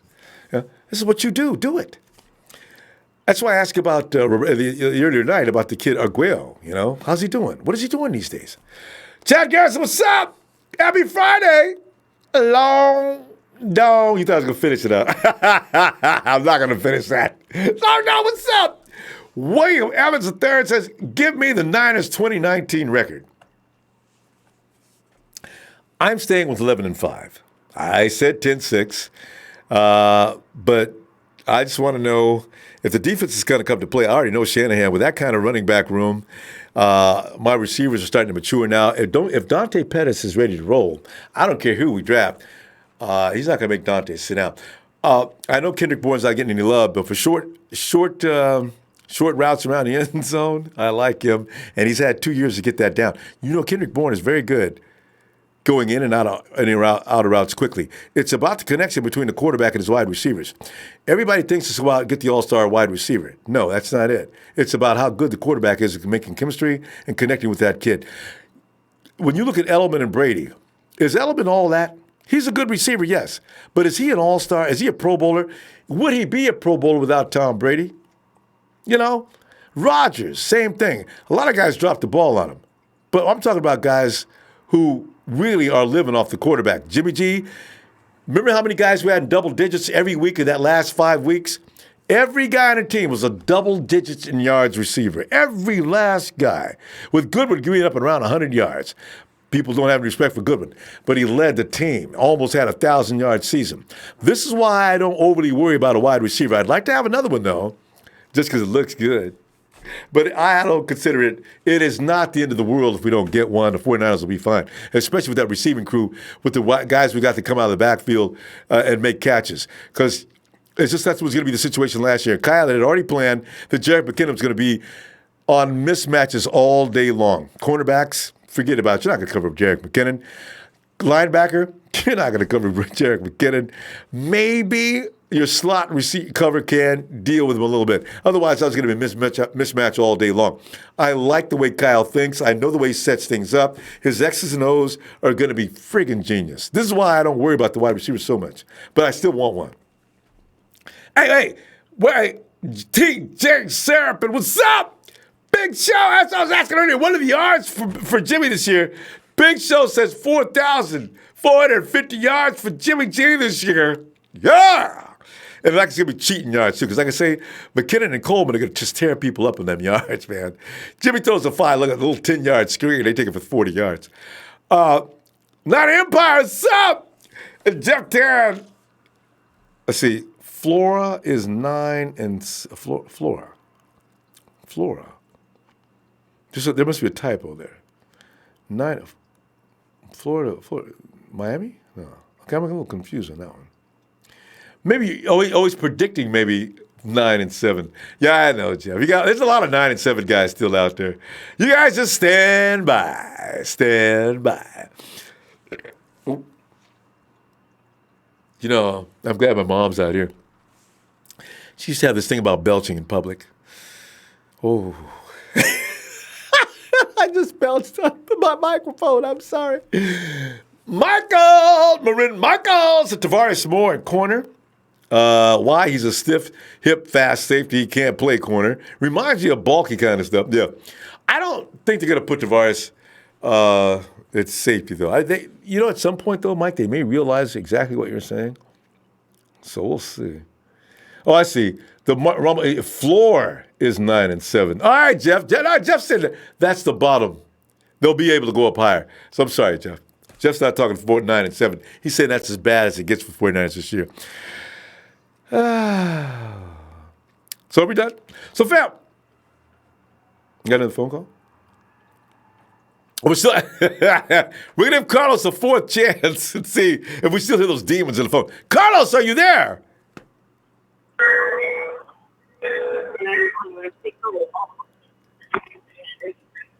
I don't think. Oh, we do have another phone call. Okay, let's stop with Carlos. I don't think Carlos is gonna answer the phone tonight. Hey, Mike. What up, Ronbo? Hey, Mike. I'm sitting back here. I'm in full celebration mode since I read about Jimmy G and how a lot of people feel about him. And I'm not talking about just fans of the 49er Empire. I'm talking about other coaches that were surveyed and who do they think is going to have a bust-down year. And people looking at Jimmy G. It's probably something to do with the fact that Kyle Shanahan's his coach. But still, yeah. What are you thinking? Oh, yeah. Oh, I was thinking, I was just listening to you talking to the last guy and how you're talking about Edelman and Brady and, everyone else. But, yeah, you can't overlook that head coach there. I don't think Brady would have been doing what Brady would have been doing without Belichick. And also and the OC is good too. McDaniels, we hated on McDaniel because he jumped up and told us at the last second, nah, I don't think so, guys. Thanks anyway. What? Josh, you said you were coming. And then he changed his mind. So like did he do? Go ahead. He got offered a retirement plan, is what happened. No, to stay with them. Yeah. He's going to, once Belichick and Brady are done, once Brady retires, Belichick's going to leave Patriots too, and McDaniels is going to take that over. That's going to be funny, isn't it? And he's got to start from scratch and build his own team. Why else would he turn down a head coaching spot? He's weird. He did that more than one team, too. Didn't he do that to who else did he do that to besides us? McDaniel did that the following year. Well, it wasn't Detroit. I remember the Broncos. He was the head coach of the Broncos. He drafted Tim Tebow. He won a playoff game, but then they fired him. But Mike, you remember that? I do remember that. And Tebow was all the rage that year. But what I'm saying is, the year after he told us, nah. The next year he did it to another team, and I said, Josh McDaniel, he really should be brought up on charges. I'd sue him. I said, what am I going to do for a coach now? You wait till the last second to tell me you don't want to come. So yeah, I mean, when your profession as an NFL coach, there's only 32 NFL teams, and you're already burning bridges with teams. You better stay with the team. He had a staff picked out, Mike. Wasn't it? It was the Colts, wasn't it? He had a staff all picked out. This year. He had a staff all picked out and everything. And Frank Wright took over. Yeah. Yeah. McDaniels is a piece of work. Yeah, I don't. Yeah, that dude's weird. But, they're raving about Jimmy G, though, because, I mean, the dude is, you see it. Well, we've seen it. I mean, I don't want to come out and say, he's going to be the greatest thing. But, I mean, he has all the tools to be the greatest. Not the greatest thing, but to be a great quarterback. He can be very good. And, to be really good. And with Kyle Shanahan leading the way for you, I mean, look what he did with Nick Mullen. Mm-hmm. But, see, that's what I always refer to that. I defer to that every time. I said, you know what? He made Nick Mullins look very good. CJ is just a real project. In fact, if Kyle Shanahan can't make you into something, that probably means this may not be the right line of work for you if you're going to be a quarterback. Maybe we should be something else, So CJ's got a big heart. I'll give you that. That guy. And he's got a huge arm, though. CJ can throw that downfield pass. He gets beat up. But he's got a nice deep pass, though. In fact, between the three of those quarterbacks we got, CJ may have the nicest deep ball of them all, actually. But that's all he has.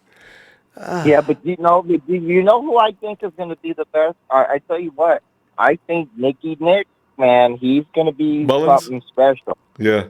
Nick Mullins. Yeah, that's why I started calling him Larry. That's Nicky Nick. That's my boy, Nick right there. Hey, he is tough too. His attitude. But he's a student. He's studying every day, and he works hard. And you just Mike, listen to him talk. Remember that story though of him standing out? Genius level. Oh, exactly. Remember the story of him out on the field that George Kittle wasn't supposed to tell people about? Nick was out there after everybody else was gone. He went through every play of the game and imagined himself what he would. Whoa, this guy. Right. He is serious. He has something burning inside him. You know, there's something. He's got a fire in him. Yep. That's why. But that's why I think you were talking about how it's not possible for us to make a deal with the Raiders. Well, I tell you what, Gruden loves. I guarantee you, Gruden loves Nick Mullins. Who? Gruden? You John think so? Gruden. Well, hey, haven't you ever watched when he was in the media? What did he do? He always had his quarterback sessions, and he just eat it. He loves them and everything else. And he's a quarterback guy. And Nick Mullins is a type of good. Look at Gruden's quarterback who he's had. Nick Mullins fits the mold of a John Gruden quarterback. True, actually. The ones that so he could go ahead and make a trade, swap the pick, some picks and Nick Mullins in there. Maybe give us 2 first-rounders and a first-rounder next year. That's not going to happen. No. Listen. Yeah. If you throw in Nick Mullins, you swap picks, and we get a pick from next year. Or we don't even have to swap picks. We could even fall back and trade back up. See, that's where you're missing it. Like I was, even with next year. I mean, so many things can happen in the draft. There's all of the 31 teams could possibly trade for the number 2 pick with the Niners, and it's possible. But the Raiders giving up a couple of first-round picks for Nick. That's a little far out there. Okay, you know what? Maybe not just for Nick. It's not just for Nick. He would be in the mix. Oh, okay. You got to give up some for the number 2 pick. So, there's going to be a couple first-rounders in there. Right. And do you honestly think the Raiders... second-rounder. But do you honestly think the Raiders would give up 2 first-round picks? Well, I don't know if it's going to be the Raiders. I don't think so. I think Mike Mayock wants to... and John Gruden... They've got plans. They're trying to build Vegas. That's what they're doing. They're building Vegas. Yeah, that's why. That's what I see happen. But and I've been. Have you been listening to these mock drafts on the radio? I don't know if you got them where, but I was on Sirius and just riding home now. They were doing it, and they had Nick Bosa going number 1 to the Cardinals and Josh Allen going number 2 to the Niners. Where's Kyler? Kyler, I don't know. He didn't go 1 or 2. No one traded with the Cardinals The Cardinals aren't drafting Kyler Murray. It's not happening. A lot of people. They're trading him. Yeah, I know. And I think if they don't trade that pick, they're taking your boy Bosa. They don't need Bosa. They need some offensive line help, and they also need another wide receiver. This is why, Mike, God bless you, man. I know you think that the 49ers are going to trade down and do a great job. But it's just really a very foolish thing to do. But you know what? We'll see. I mean, it's extremely foolish. Hey, if it's not in the top 5, you just shot yourself in the foot. Where did Troy Polamalu get drafted? Oh, how many Troy Polomalus are in this draft? You don't know that yet. When Ed Reed was coming out, was he being talked about that he's going to be the Hall of Fame safety? You didn't know that. You see the Ed Reeds? Hey, but why didn't Ed Reed go number 1? If you knew what Ed Reed was going to be, he would have went number 1 in that draft. Mike, that's how it worked. Mike, I know, Mike, but I hate to tell you this, but I don't know what radio. You serious radio had a station on talking about the Cards are going to pass up on Kyler Murray and take Nick Bosa, of which they don't need any defensive help. Rosen. What do they need Kyler Murray? Think about what you just said. Think about it for a second. You got Kingsbury. You got Kingsbury as your coach. I've got Kingsbury as my coach. I'm Trent Baalke all of a sudden. And I says, listen, Cliff, you'll do as I tell you to do, and you're going to win games with this Rosen, whether you like it or not. I don't care about you being a new coach. I don't care what you need. You're going to do what I tell you to do. If I tell you to make Josh Rosen a star, you damn well better do it.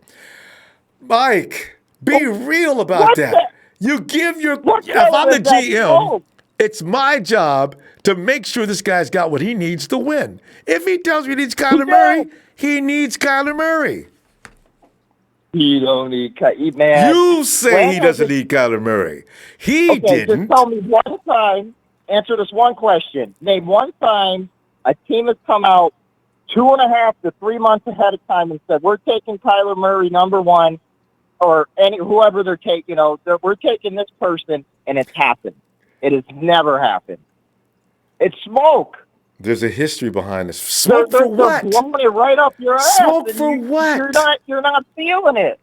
So you think somebody's going to trade up wanting Kyler Murray because they made it clear they're going to take Kyler Murray? There's a story behind the Kyler Murray and Cliff Kingsbury story, though. They were together already. You know what the odds? That's why they came out so early and said it. So you think that Kingsbury didn't like Murray while he had him while he was coaching him? You think that really? Okay, I tell you this. If the Arizona Cardinals draft Kyler Murray, pick whatever 49ers jersey you want, and I'll send it get to me you. Get me a medium. And if I'm wrong, if I'm right, get me Bosa's jersey. No, you don't owe me nothing. You owe me nothing. Bosa or do I want Jimmie Ward? I am. Fuck Jimmie Ward. Mike, I just want you to listen to what you're saying. I'm Cliff Kingsbury, and my favorite quarterback that I've had Baker Mayfield, I've had Kyler Murray, and the guys between the two of them, I like best Kyler Murray. I got the first round pick. I don't want you, Kyler. I'm going to stick with Josh Rosen. Why? He doesn't fit my program. He's not going to help me do the things I want to do. But because Mike says I can't have you, I'm keeping you and let somebody else have you. Mike, it's science fiction. That's not science fiction. What you're saying is science fiction, man. So they don't get any assets. They don't get any assets for Kyler Murray because nobody's going to trade up and give up that kind of capital, or they might. But they don't take. They keep Rosen. They keep Rosen, and next year they win maybe 1 or 2 games. Kyler Murray goes wherever he goes, and he turns into whatever he was supposed to be. And there's Kime and Kingsbury sitting there saying, you know what? We could have had him. And how many games, if they draft Cliff Kingsbury, how many games are the Cardinals going to, if they draft Kyler Murray, how many games are they going to win? 4? The Cardinals suck. Let me give another example. They already have a quarterback. They need to build now. They're not going to draft a quarterback in the first round 2 years in a row. That's how you get your franchise quarterback. That's how you win games. You're not going to – you know what? They've got a defense that's already pretty solid, actually. The Cardinals' defense is not bad at all. What they need – you got Larry Legend is going down, was getting slower. They got Chark. They got one wide receiver. Right. They got an offensive line problem. Their quarterback doesn't fit the program, but you insist on them getting Nick Bosa, and don't worry about any of the other problems. Did you hear all those problems you just said the Cardinals had, and they drafted a quarterback 10th overall last year, and they need to fill all those holes instead of fixing their line or defense or something. Palmer retired last year. Palmer retired last year. They didn't have a choice. Oh, man, they had a choice. You always have a choice. What are you going to do? You got to have a quarterback somewhere. Something. They went and got Sam Bradford. Bradford fizzled out. And then you know what? I don't know how Sam Bradford ever signs with any team. So I don't know. That guy's like a leprechaun or something. Because there's no way that guy should have made as much money as he's made in his career. Because, he hasn't even had a career. But go ahead. I'll let you keep finished. But we'll just have to wait for that night because you'll bring up a point, I'll bring up a point. It'll just go back and forth. You're not going to convince me that they don't like Kingsbury. In fact, over 90% of the talking heads in the NFL have already said that Kingsbury is going to pick up Murray in the first. You know what? The entire league will be shocked if the Cardinals don't pick up Murray. Everybody, I've been talking to all those analysts, all those so-called experts. I mean, it's already been said a million times by everybody. The Cardinals aren't fooling anybody. They're going to get him. You know what that means? No, you know what that means? What does that it mean? means they've done their job well. That smoke screen is solid. If everybody's thinking that. They fooled everybody, didn't they? If you think Kyler Murray's that damn good, why wouldn't you jump up the number one and snag him from the Cardinals? If he doesn't fit every program, Mike. They say, hey, we'll make a deal. No, Mike, I'm telling you, it's smoke. He doesn't fit every program. It's red, white, and yellow smoke, and it's tickling your ass, and you can't feel it. He doesn't fit every program, but he does fit Kingsbury's. And as luck would have it, the stars fall into place. Kingsbury gets the first-round pick. There's this guy. If he passes on him, he'll actually get laughed at. You think so? Hell yeah. So if he takes Nick Bosa, they'll laugh at him? Yeah. Because it was a treadmilling move. You've already got a defense that's pretty solid. Your offense is laboring badly. And you go get Nick Bosa? I remember from what you said, Nick Bosa's the best guy in the draft. Yeah, if you don't have a defense, we're the ones who are suffering on defense. The Cards, I tell you what. No, we just fixed our defense. We got Dee Ford, Kawan. Mike, you do understand. Yeah, but you do understand. Sherman, our defense is going to be good without. Mike, whether you do understand. Normally, if you draft a guy with the first pick, you're supposed to start him, right? So you've already got Chandler on one side, and you just picked up what's his name from the Baltimore Ravens. So here comes. And they got another guy, too. Here comes Nick Bosa. All right, Nick, you're going to play we're going to put you in rotation. You may not get a lot of snaps every week, but we're going to get you in there as much as we can. Why'd we draft you? We don't need you. So, but we do need offensive help here. So why? That's what I'm saying. I don't know what you're saying. Well, I'm really confused on that one. I don't know why. If you're number one in the draft, it better be a home run. If you need Nick Bosa, you go for him. If you need something else, you better go for that. Right? Same GM is in Arizona still. He didn't get fired last year, right? Keim? What does he got to do? Yeah. Yeah. What are you saying? Keim likes? You think Keim likes Nick Bosa?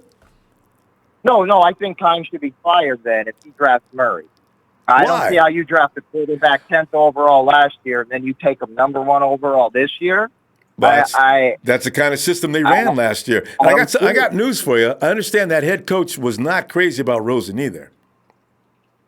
So if anything, Keim has learned his lesson. If my coach, I'm the GM, if my coach tells me what's going to work best in this program, I'm not going to ignore him. Otherwise, I'm not doing my job. I'm Trent Baalke. But look at the Cardinals. Doesn't look like the Cardinals have been doing their job well. Well, that's neither here nor there for this year. I'm just saying, if you're going to be the GM, you'd better try to make sure your people get who they want. It's just like, but I am grateful for one thing, though. Remember that year that Dak Prescott, Chip Kelly wanted Dak Prescott, and Trent Baalke told him, forget about it. You're not getting Dak Prescott. And we didn't. The 49ers got killed that year. I never heard that story. Yeah, Chip Kelly wanted Dak. That's a true story. I would have taken Dak. Yeah, well, Trent wouldn't. He's doing like you're saying Keim should do. Tell your head coach to shut up, get out of my face. I'm running things. That's what you're saying. Trent was weird. I don't know what was. And I don't even going back. I don't even understand how all that shit went down with York and Baalke and Harbaugh going back there. Baalke was out of control. Yeah, he was out of control, but he was that was everything. York. Why did York take his side? He was a I kid. didn't get that. Jed was 30-something years old, and Trent Baalke had him right where he wanted him. And also, Harbaugh didn't respect Jed York. So Balky knew that. He played on that because he's kissing up to Jed probably on a daily basis, right? You and me, buddy, we are together. Now, what we do is we get rid of Jim, and you and I will run this team. Jed bit. So next thing he was doing, he was saying, we're gonna move on from Jim Harbaugh. We feel like from here he's done as much as he's going to do. So we're going to go ahead and let him go this year, and we're going to build this team. And don't call it a rebuild. It's going to be a retool. Yeah, right, Trent. Look at us now. Yeah, we've been retooling for how many years? He had the voice, though, didn't he? See, he fooled me at first. Yeah. You know, he seemed like a cool cat when he first came out. He was out there talking, him and Harbaugh at York, and he had me sold. I was like, oh, this guy knows what he's doing and talking about and everything else. Did we have Son of a bitch fooled me. Yeah. Oh, Kingsbury had Mahomes too. Kingsbury had Mahomes. Listen, Mike. You know what? I didn't even know Kingsbury was the coach of Mahomes, Mayfield. This is that's not the style that he's used to. Okay, you know what? Maybe, like you say, Kyle will tell him to shut up and do what I tell you. This is your guy, Josh Rosen. Maybe you're right. Because we got to go. Right? No. Okay. We got to go. You're back on tomorrow? No, Sunday. Sunday? Yeah. Hey, I'll try to make it Sunday, but draft day, I'm going to be online with you. I'm going to be laughing, but I know. Yeah, I hope you're ready to laugh because the thing is, that may not last long after you find out. Kingsbury's going to have his guy, Mike. I hate to tell you, man, he's going to have his guy. In spite of what you want him to do, he's going to have his guy. Hey, well, if it happens, you got a jersey. All right. Because I'm dead serious. I'm that close. No. I'm a man of my word, and a jersey ain't nothing. I can afford a jersey. It's okay. I'm not going to make a jersey. I see you wear a jersey at every show. It's okay. I'm having fun with this argument. What I enjoy saying later is, Mike, who is it that went to Who went to the Cardinals? Repeat it after me, Kyler. Hey. I got one name for you. What's that? Cleveland Farrell. Ah! He keeps giving me Cleveland Farrell. Trade down. Yeah. And get Cleveland Farrell. Hey, game recognized game. I'm telling you. Hey, did Niners bring him in for a visit? Don't say nothing when we draft him like at number 13. You think Cleveland Farrell's going to fall down to 13? If he's that bad, I don't want him.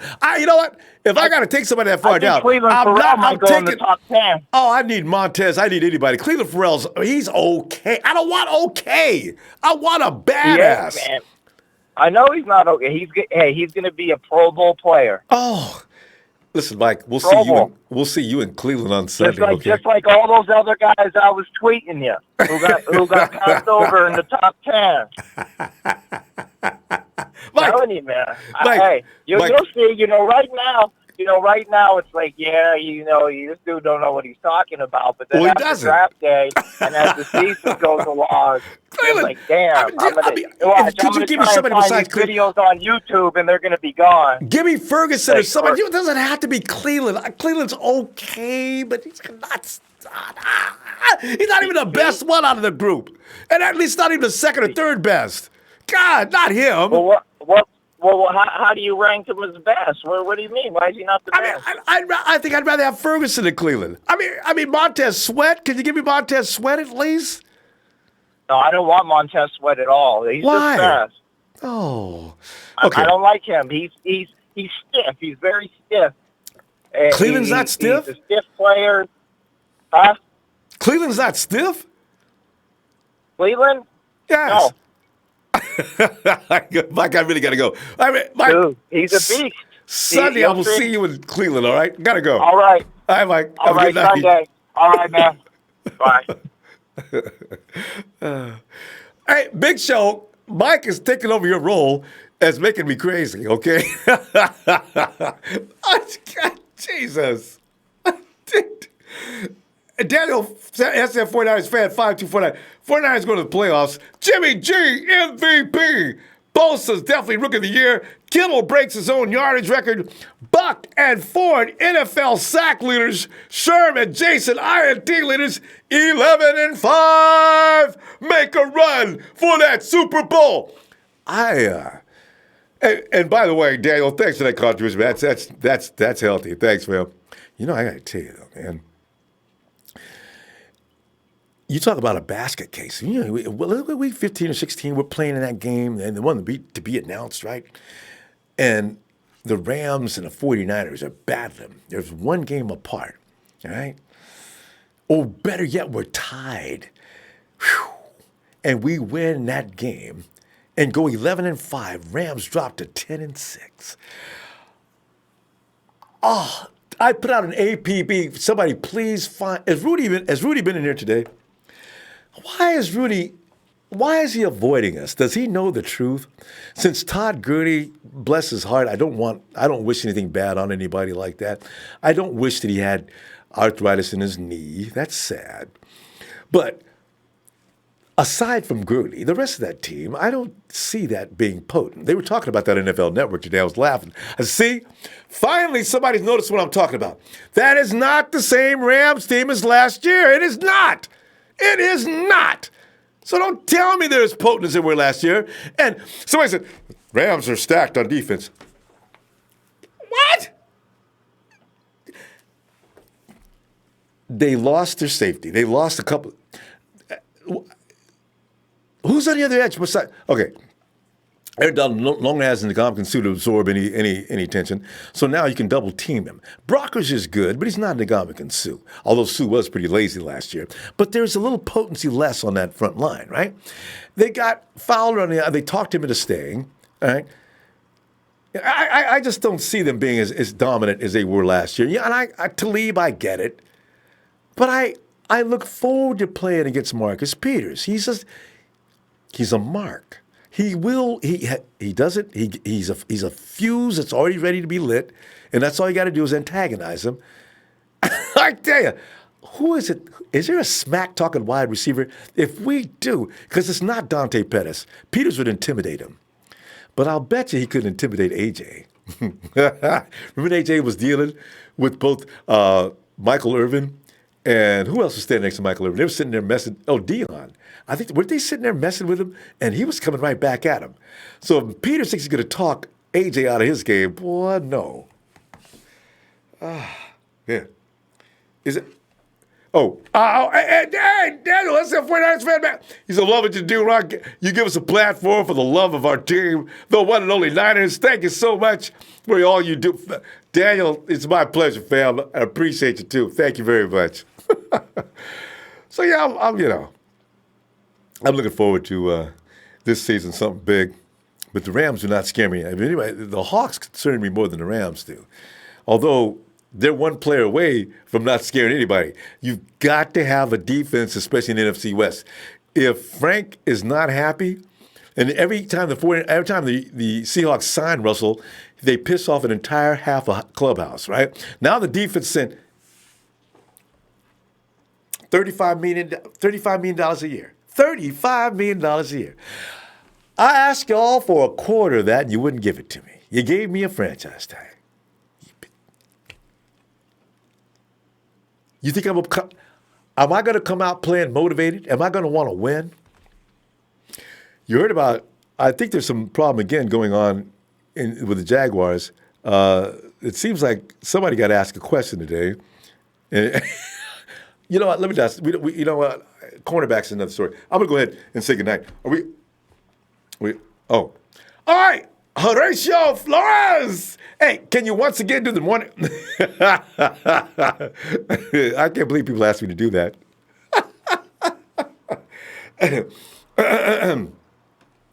Flint. Wait. You know what? When people ask me that, do they really want me to go through that whole cartoon jingle?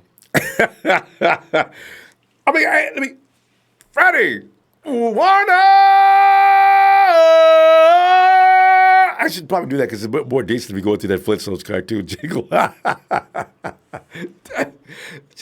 Jeff Tarrant says, check out the Rams schedule, though. You know what? I just realized I've blown my own. I've killed some more brain cells. I'm screaming. I probably need some more fluid though. Yabba dabba doo. Now I know why I went into the jingle after that. You can't yabba dabba doo without going to that song. I know, right? Rams schedule, as I saw it, and they're not going to get a ticky-tack schedule this year like they did last year. Kim, Bosa, thank you, Rob. A great show as always. What's that last part? Okay. Anyway, Christopher Gray, I think we should try and get an extra 2 for a cornerback or safety. Yeah.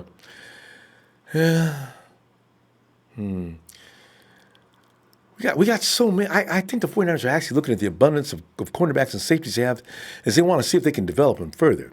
You know what I mean? It takes them off the urgency chart. You know, because they move some positions, probably they move up into the red, and in some positions you move down.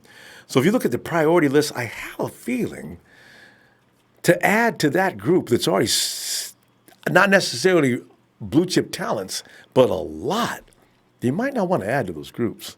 I could be wrong. That's just my thinking on that. Michael Hank says, the only way I don't mind moving back is only if we grab a linebacker, an offensive tackle, and mid or into top 10s. And as long as we can get our DE and wide receiver in the second round somehow. Yeah. Yeah, he says he did too. Yeah, talk about, McDaniels did to the coach. They got so mad they had media cover him for him to show him up and told him, nah, I'm going to stay. Man. Well, that's it. No team's going to listen to me. If he wants to leave Belichick now, he's done. And when Belichick says, when I leave, I'm taking Tom Brady with me, so this will be your team in the future. Can I make a suggestion? If I were you. Hey, what would Belichick tell? I can just see now. He's got to start from scratch. Oh, that's going to be fun. And Sheik the Freak by Mock. 1, Arizona Murray. 2, 49ers Bosa. 3, Jets Allen. So that's pretty much how it's seen right now by most. 4, the Traders. They pick up Williams. 5, Bucks pick up White. See, that makes sense, right? We said the first 10 teams, right? Yeah, the Bucks are going to pick up White. That makes, they have to, right? They got a hole now where we took away from them Quan. Tampa Bay going to pick up. Not Tampa Bay, but Jags. Jags are next, right? It's going to be interesting to see this draft. Travis Smith, what's up? Yes. You know what? Dre, we took it down because we're getting ready to go. Dre, look for you Sunday early, okay? Because like you always do, get in quick. We saw you earlier. I guess Dre had to bail though. But yeah, this is why I know, man. It's gonna be an interesting draft. All right, fam. I'm gonna go ahead and make me a tuna fish sandwich, and have a great weekend, fam. See you Sunday. We got the ride coming up with this draft. Followed up, of course, with our get together like we all like to do. Fam, and by the way, if you're just a newcomer to come in, don't forget to subscribe. I'll be looking for you again. I'll be calling you. And get the Ronbo Sports app as well. Give you all everything you need. Phone numbers, PIN numbers, everything you need.